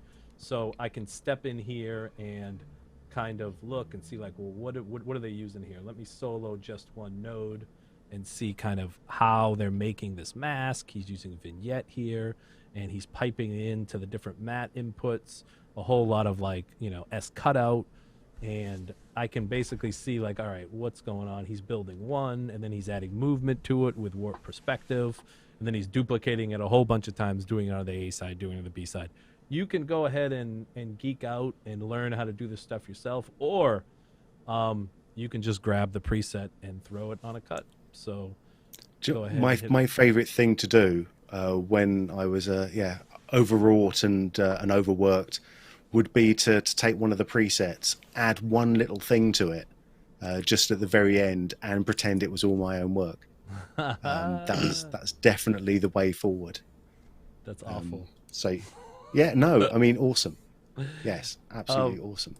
It's really cool. Like, a lot of these, like I said, it renders pretty quickly, as you can see. I'm on a pretty decent MacBook Pro here, but they render really fast. I really like the cross-platform capability. You can do some really cool stuff and kind of share it between host apps. So yeah, that's S transition. Fantastic. Thank you very much, Brian. Sure. What else, Ben? What else do you need? I've got another one for you, but I'm gonna take that one later because I want to go over to Ross to ask to show something else. Optics. So optics is something it's a little bit different for us because optics is the sort of first application that wasn't to do with video and stuff moving around and sort of blowing up and things. So optics, can you tell us a little bit more about that, Ross? What it is? And then I'll ask the question. Oh, we've lost your mic. Have we? I think we have. Why don't you live VO Ross in optics, Ben? Okay, here we go. Do I have to do the accent? Can you hear me? Yep. Oh, there we go. Now. Yeah. Okay. Now let me try if I share my screen and try again. Okay. There we go. You're going to have to say whether you can hear me or not. Yep, we can hear you. Can you hear me? Yeah. You can hear me okay? Yep. All right. So, hear you, guys. Hey, Ben. Thank you. So I have Photoshop open, and I've already basically applied Boris FX Optics. And this is a brand new product that we came out, a couple months ago. And I know you and myself and Mary have played with it a lot. Basically, when Can you Boris do one FX thing for me, Ross, though, before you get Of too course. far into it? Yeah, Can you yeah. click hide at the bottom of your screen share? Sorry. Yep. Of course. Yeah. There you Okay. go. What a diva. Yep. Yeah. So this is the optics interface, and what I was just going to say is, and I have launched that from within Photoshop, just applied it as a smart filter. It does have, if you like, you can certainly just have it on top of Photoshop, but I like to run it in full screen. And before you ask your question, Ben, I was just going to say that we Boris FX acquired the developers behind Silhouette and DFT. And DFT was a Photoshop plugin that the team made. And so we've basically taken the best of DFT and some of the really popular sapphire filters, and now we have this new tool called Optics. So ask away, Ben. Yeah, so my question was, actually, it was a little bit like the what I've asked before is what are your favorite 3 filters? Because if we take a look at the optics filters, there are lots of them. There are tons. So yes. Yeah. So it's like one of the questions that I keep getting asked and has also come up in the list here is, it's where do you start with figuring out what it is that you want to do? Because there are just so many filters. Yeah, that's a good question. Let's kind of break it down. And also for those who are watching this, just to kind of point out that, the way I used Photoshop a lot in my career, I used it quite a lot for storyboarding and for, just kind of like throwing out comps really quickly before a job came in. So I think that, for video editors or motion graphics artists, there might be a lot of interest in some of these tools as well. So this is the optics interface, and just the tools are broken into really simple groups where you have your color effects, you have your blurs, you have film lab, gradients and tints, image effects, lensing effects, light effects, and render and stylize. And then each of these effects have tons and tons of presets. So, for some of my favorites, just as someone who's used Photoshop for a really long time at this point, I'll just want to point out, as a video film person, the color correction tool is really great because you can really color correct with, color wheels, the way a colorist might be used to. You don't want to do this kind of thing in Photoshop. You're already doing your subdivisions of, shadows, midtones, and highlights in the tool. And you have just lots of great different, optics just in the color panel alone has lots of great ways to color correct. And then if you look at, this is really fun, and I know people are really digging this, is that and I think this is actually now added in the new BCC, right, guys? Is you have tons of color correction presets. They're actually influenced by famous feature films. So this is sort of like an Apocalypse Now grade, and we can scroll down and find classic Frankenstein black and white. So that's kind of like a cool feature. To take this one step further, I think, Ben, you mentioned this in the you mentioned the film lab effects, like the film stocks here, or even the looks. And what's kind of cool is like optics. The parameters in some of these effects just go very deep. So, like for example, the looks, it's combining color correction, diffusions, gradients, gels, all different kinds of effects into one. It's almost like you've used Builder and you've stacked these all into your own custom effect. And again, if you go into the parameters, presets, it's just like how quickly you can just be looking on a shot and creatively just get inspired by a different area, different kind of preset, that kind of thing. You can even separate these and look at the color ones from the black and whites and et cetera, like that. You could really spend all day, playing around with optics as far as creatively. But, the last thing I'll just mention is, I'm averting picking just one, but is in your light effects, you'll see all the different sapphire effects, right? So, you have your sapphire lens flare right there, So that's really cool. You have your lens flare. And of course, we all know that lens flare. I don't think kind of crazy to think we haven't even showed it in this past hour and a half, but you do have your lens flare designer to customize your own lens flare. So that's really huge. And for me, Photoshop, obviously, I think that they haven't updated their lens flare tool in quite a while. So just having this really, breadth of different kinds of lens flares to pick from, that's really, really great.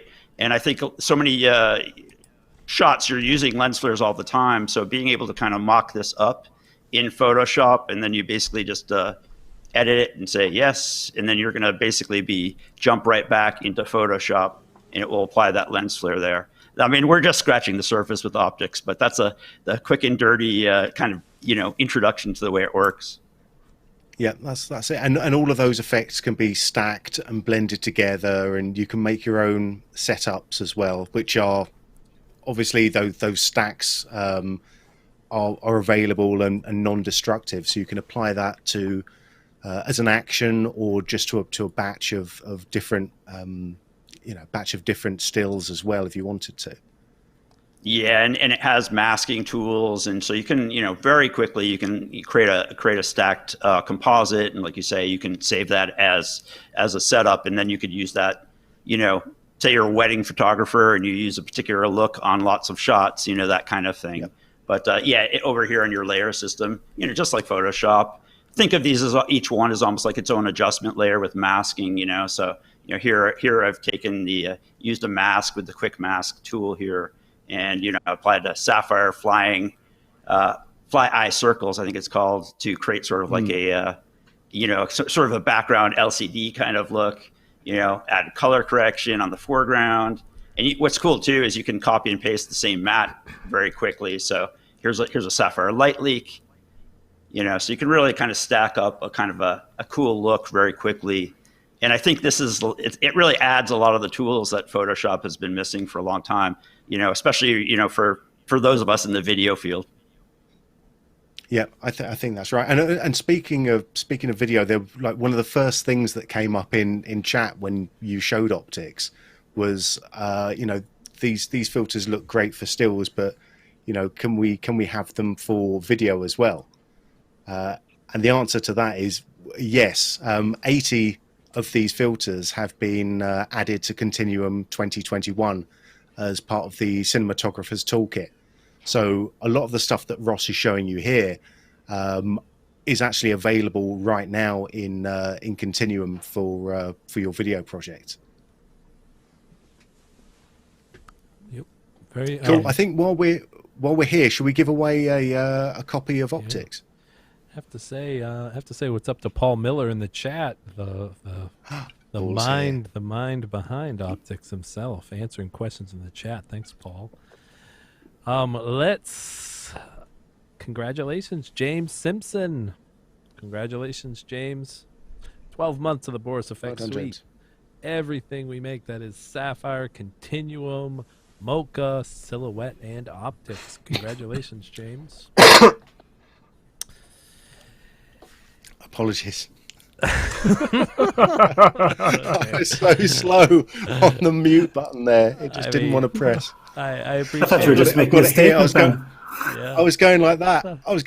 And just kept missing the button every single time. Amazing. Oh, Amazing. dear.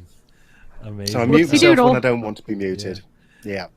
Oh, dear. Couple questions somebody asked in the chat, which I thought was a good one, was like, could you actually use optics to apply to a video layer in Photoshop via actions, right? And I think the answer is yes. I don't think there's anything stop if you want to go through that actions, right? I mean, a bit of a hassle, right? To go through it that way. I would think that if you're interested in video, definitely you want to think about Continuum, which has a lot of these filters inside. So Continuum, whether it's a monthly sub, annual sub, or permanent license, you're going to have all of those filters that we cherry picked that we thought were relevant for video inside them. They are found with BCC Plus. How about we show? Vin, you want to show us that? Maybe? Because I know that question has come up a bunch. And sorry, Vin, I got you on mute.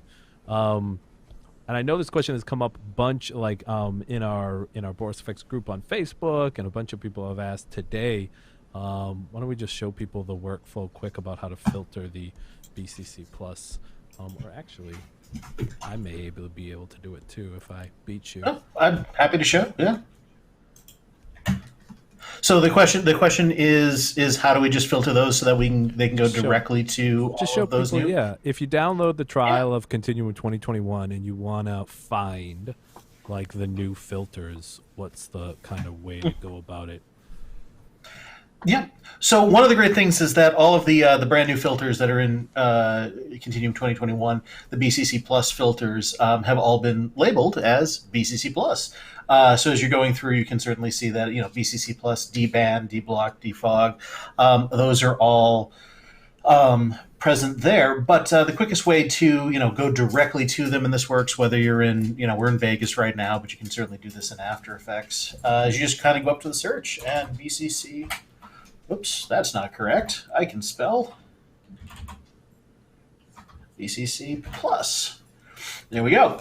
Just type that all in, and that's going to immediately direct you right to all of them. It'll cut out the normal Continuum filters, so you can go through and you can apply all the ones that that are new and available, and certainly all the ones that we just saw. Ross kind of go over in optics. So, for example, if I wanted to go to, let's look at that lens flare. So we can go right down here. This is the BCC Plus version of lens flare. And I'm just going to take that and I'll drop that right onto my clip. And there we go. There's my lens flare, and I can interact with it.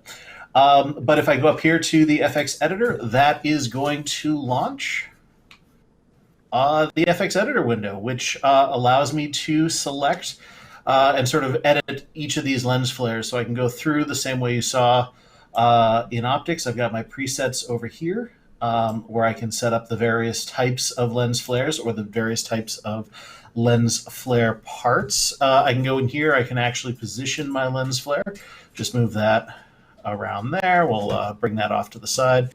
And I can edit sort of the basic aspects right here, so the amount of flare and the color and brightness. But just as we saw previously, I can kind of go in here, right up here to my edit flare, and that's going to be my flare editor, and that will allow me to sort of select the various aspects of that flare. So if I want to add spikes, or discs, or sort of like turn off various rays. Let's say I wanted to change the color on that.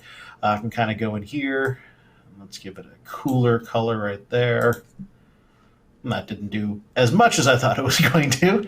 But I can make the adjustments here. There we go. We can see a little bit of that blue that I just changed it to there.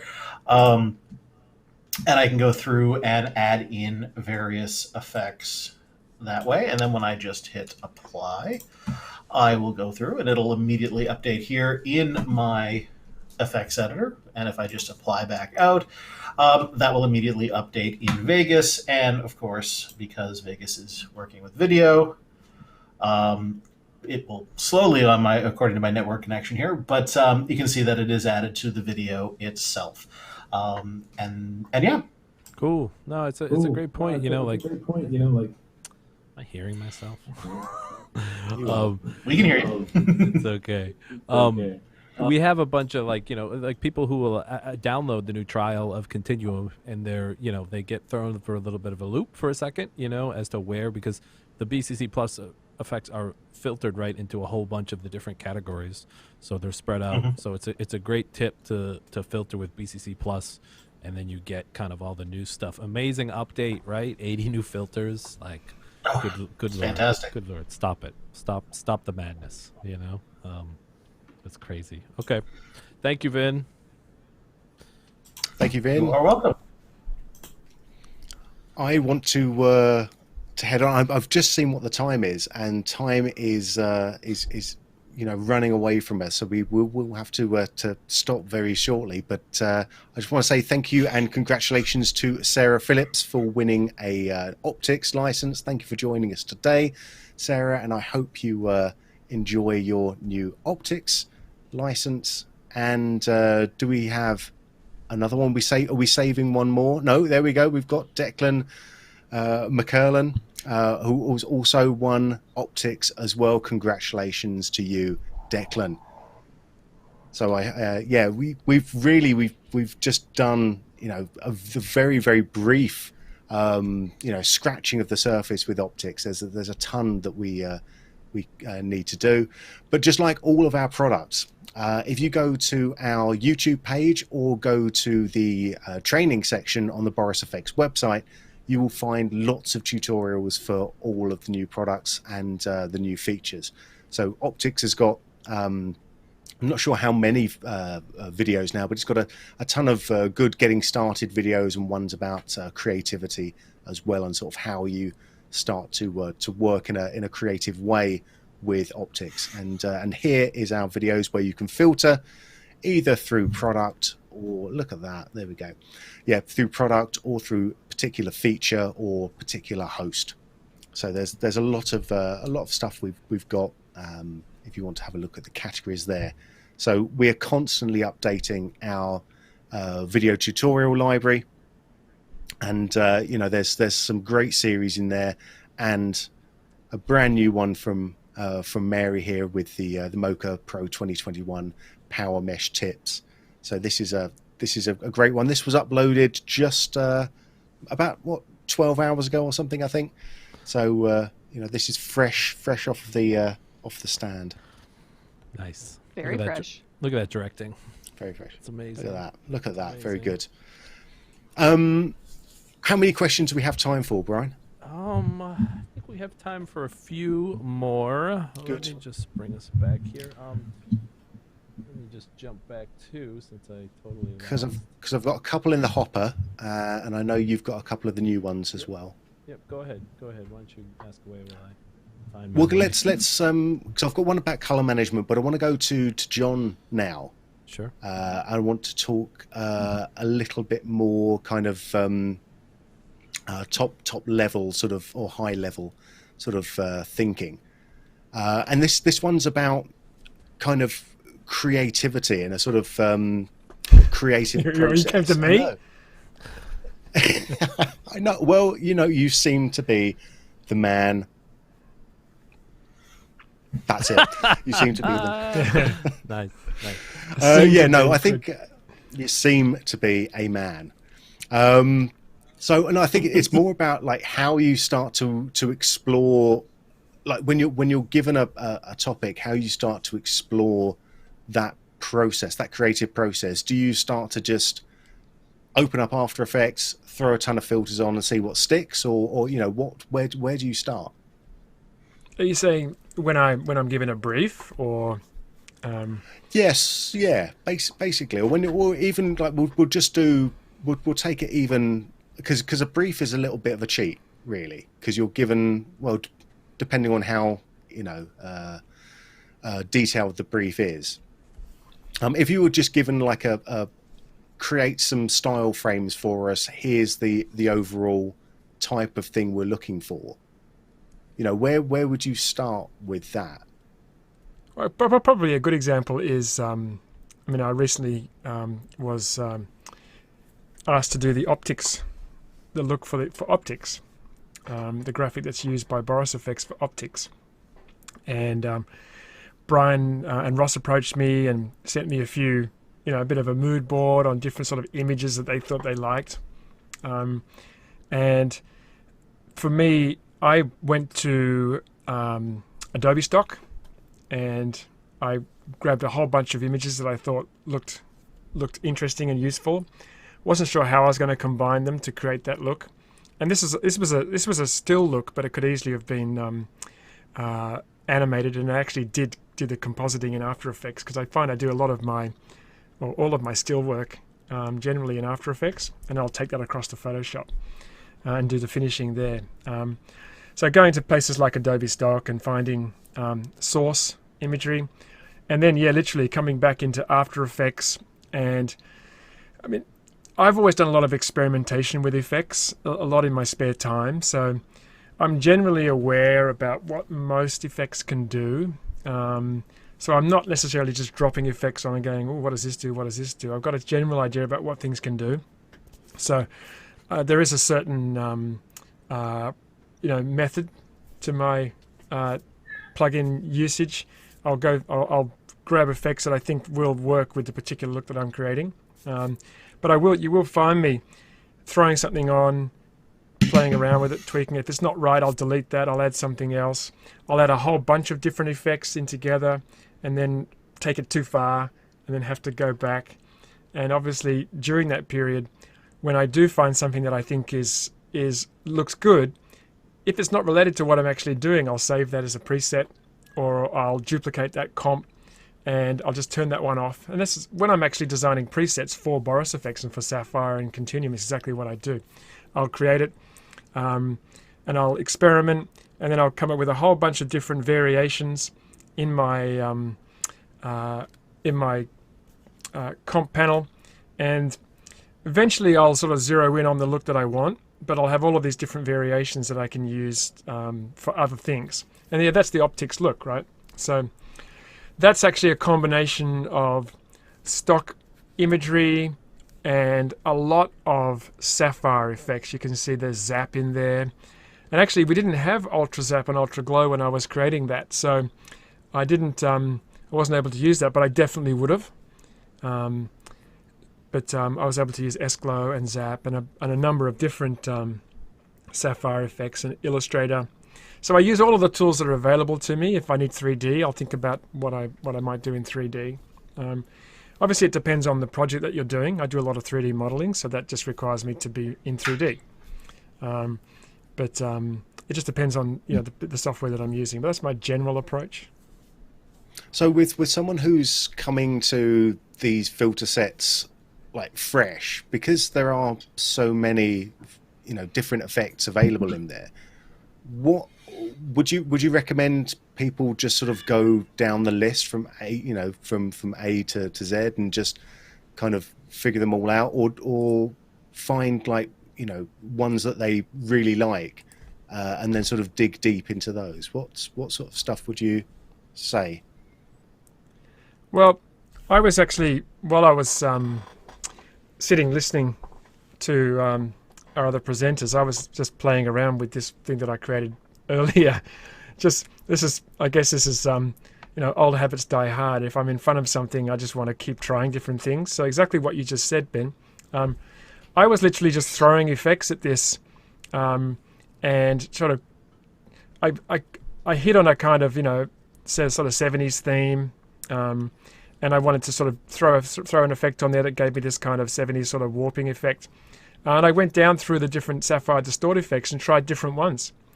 That's all I did. So I'll just delete that warp bubble, and come down the sapphire list and then just try different things. Warp drops. I'm not exactly sure how that's going to affect this, but sapphire effects are fast enough for me to be able to experiment. Look at that. That looks very psychedelic. Fast enough for me to be able to sort of experiment. You come in, adjust the amplitude, and you're not always going to hit on something that you think is going to be useful for the actual look that you're developing. And obviously doing this kind of thing really depends on how much time you have. That's why I always suggest that users spend a bit of time in their own time just developing their understanding of the different effects, what they can do, the kind of things that these different effects can do. So I actually, as I mentioned, approach this from a more educated approach now, because I sort of understand what most of these effects can do, and that's what's the exciting thing about using something like Sapphire, is there's so many effects that you can use. When Builder was launched, I felt that was probably one of the best ways to actually explore Sapphire effects. Let me just apply the Sapphire effect to this. So if I'm just going to turn all of these effects off and just apply S effect. So that's going to launch Sapphire Builder. That's going to apply the effect, sorry. I have to click on Edit Effect to launch the builder. Just wait for that to open up. So the good thing about Builder is that it makes it really quick and easy to explore the different effects. So I can just come down this list of effects here, and I can literally just double click on something and apply it to the text. So it's a really nice, quick, fast way to explore. But the thing about this, beyond being able to explore individual effects, I can also, I can add effects on top of one another and just keep experimenting and trying different things. And then if I come up with something that I like, I can just save that as a preset as well. So I can save S effect as, and that'll be available to me in the presets list. So I think short answer is just experimenting. If you invest in a piece of software like Sapphire or BCC or both, and you've got a lot of effects, you really owe it to yourself to spend a bit of time getting acquainted with what the effects can do. And sometimes that just means applying them and applying one, applying another one, layering them up, and just seeing what kind of looks you can come up with. Absolutely, yeah. And I think I've probably said this before on a different stream, but I think presets are a really, really good way of learning an effect. There's lots of times where you put a filter on top of a bit of footage, and it doesn't do either what you expect it to do, or it doesn't do what you want it to do. And then you think, oh, okay, that effect is just, it's rubbish. It's not for me. And I think there's an interesting point there, that the default values on a particular filter might not actually show you what you can start to do with that effect. And the presets, especially in the ones that we've got with Sapphire and Continuum and Optics, of course, they're there to sort of show a bit more of a breadth of what you can do. So they're, generally speaking, they're much more designed to show the various filters and the various parameters than they are to just have like 100. We've got 100 presets that come with this. It's much better to have 20, 25 presets that are actually designed and show you what the effect is capable of, than just having something that a random number generator could have created. Absolutely, I think that's a big difference. Preach the truth. And look, right? I just applied UltraZap to the text, right? And if you look at it, you think, okay, well, why would I want lightning on this text?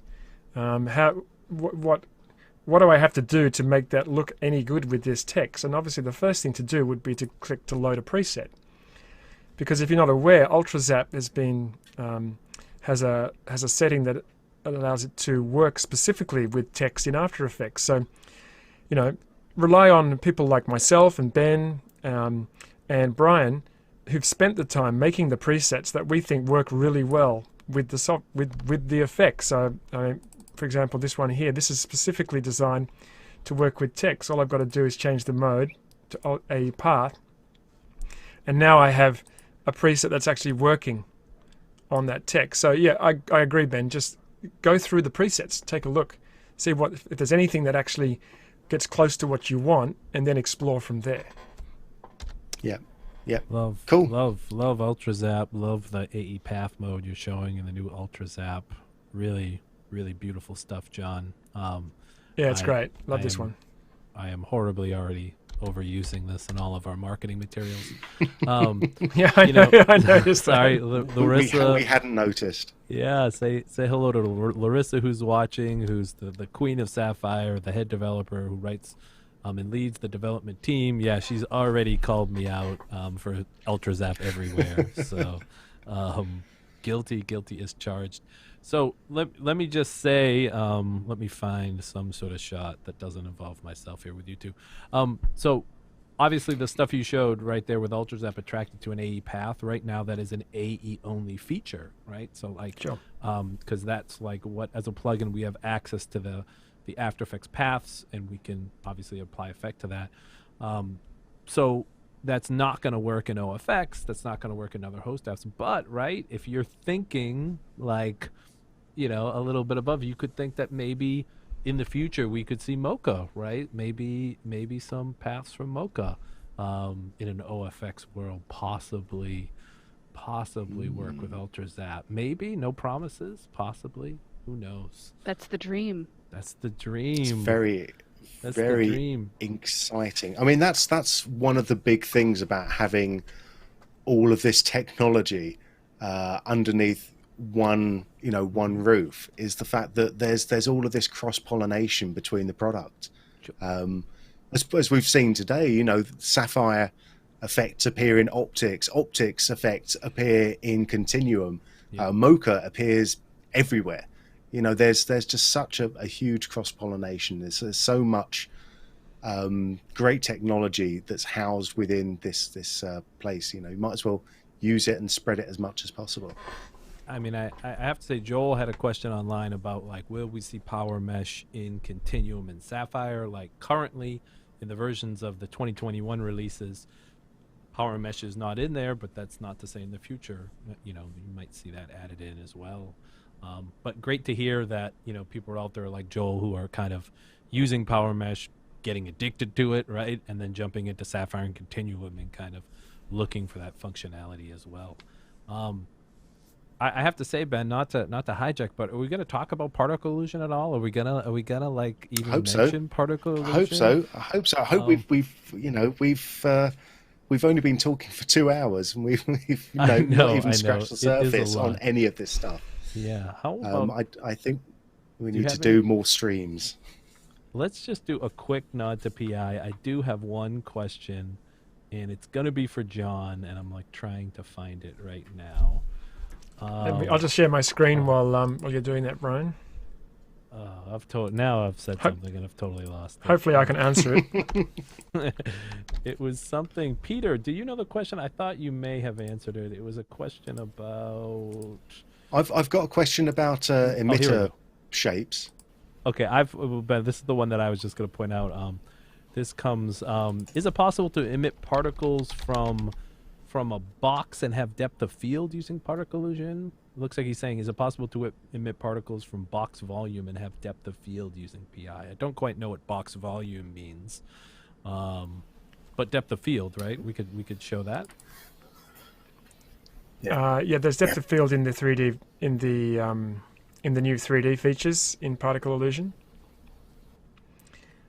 Let me just launch it. while John's doing that, I just want to say if people are enjoying the stream, there is that little thumbs up like button. Feel free to hit that.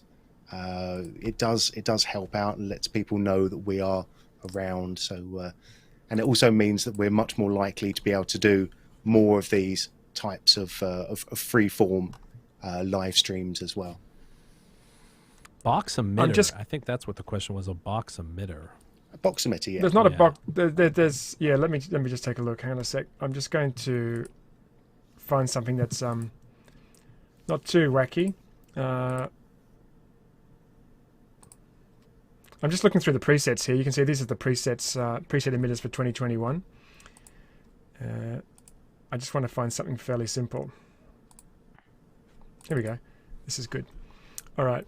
So I'll just change my view to, let's see, edit. There we go. All right. So this is a point emitter.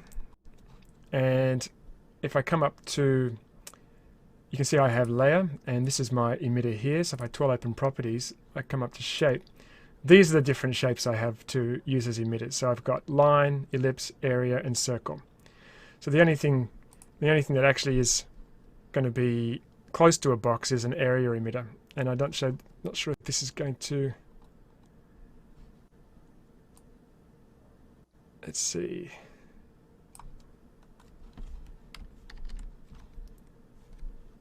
Just checking this out. Point, line. Line's working. Okay, let's try area again. We can do a short answer on this. I can give you a short answer on this if you want. Yeah, please. Yeah, the short answer is that our emitters are only 2D at the moment. 2D. So they're only that's but right. the particles emit in 3D space from those 2D That's emitters. right. I was just so trying at to the find moment, an area at the moment one. there is no at the moment there is no box and no sphere. So there's circles and there's areas, which is a rectangle, but those are 2D emitters emitting in 3D. Here we go. I found an example. It might make this a bit clearer. Let me just launch this one. So this is actually an area emitter using some of the new turbulence settings. And let me just view.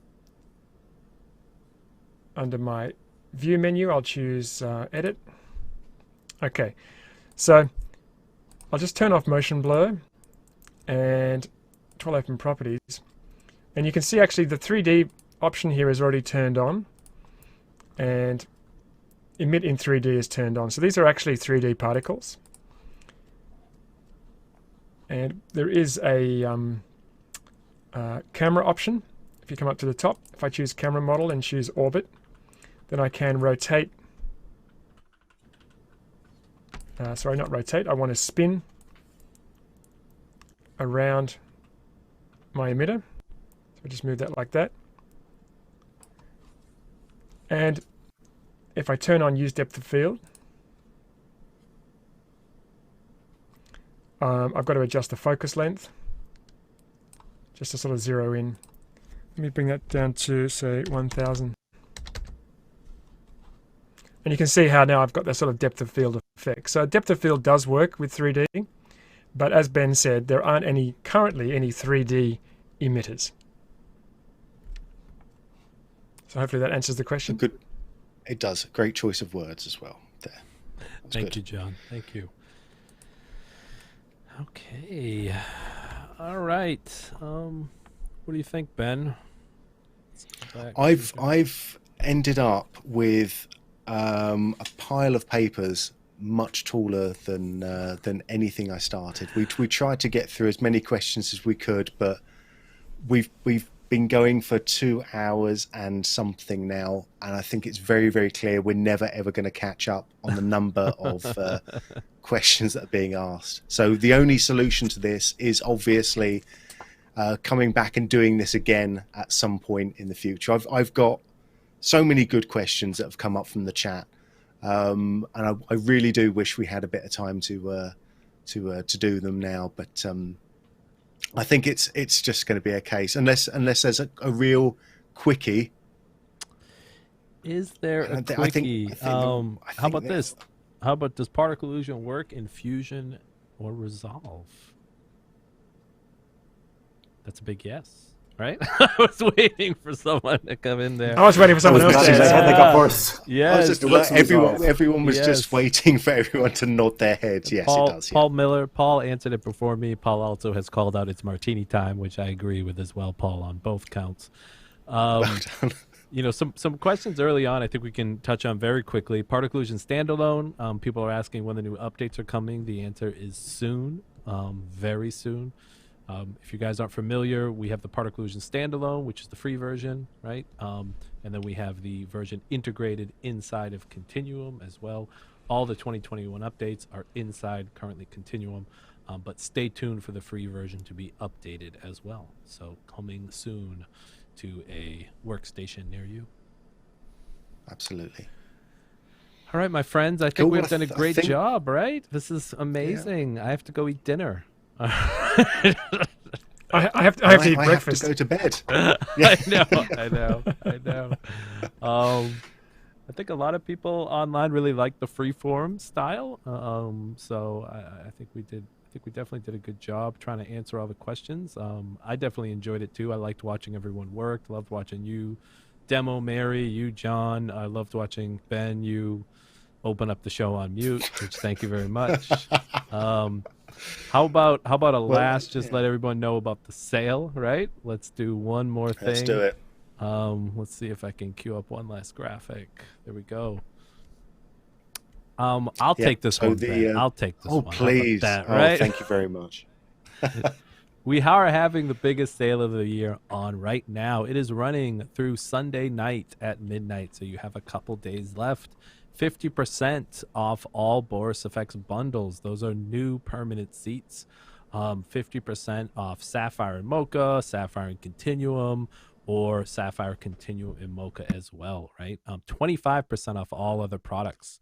This includes everything. This includes subscriptions, renewals, upgrades, permanent seats, units, premium filters, pretty much everything we make. So go to borisfx.com. Full terms and conditions. Full terms and conditions do apply. You don't need a code or anything. You can just go to the Boris FX store. All the prices are adjusted. So let's see if I can come back to us. By the way, Ross left, by the way. He left during my presentation. What does that say? He left my 7 box though. Awesome. Well, thank you, Ben. Great job as always. Appreciate you hosting. Thank you. Yeah, so I want to say thank you to all of our other guests today. So thank you, John. Thank you, Peter. Thank you, Vin. Obviously, thank you very much, Mary. Thank you, Ross, wherever you are now, probably martini o'clock. And also thank you to Brian, Mission Control, the button pusher extraordinaire.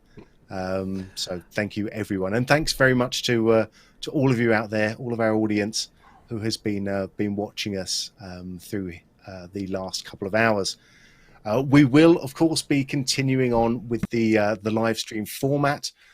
We might be squeezing in another live stream before the end of the year, but if we don't, then we will be back in full force in January. We have lots of stuff already booked, very, very exciting things.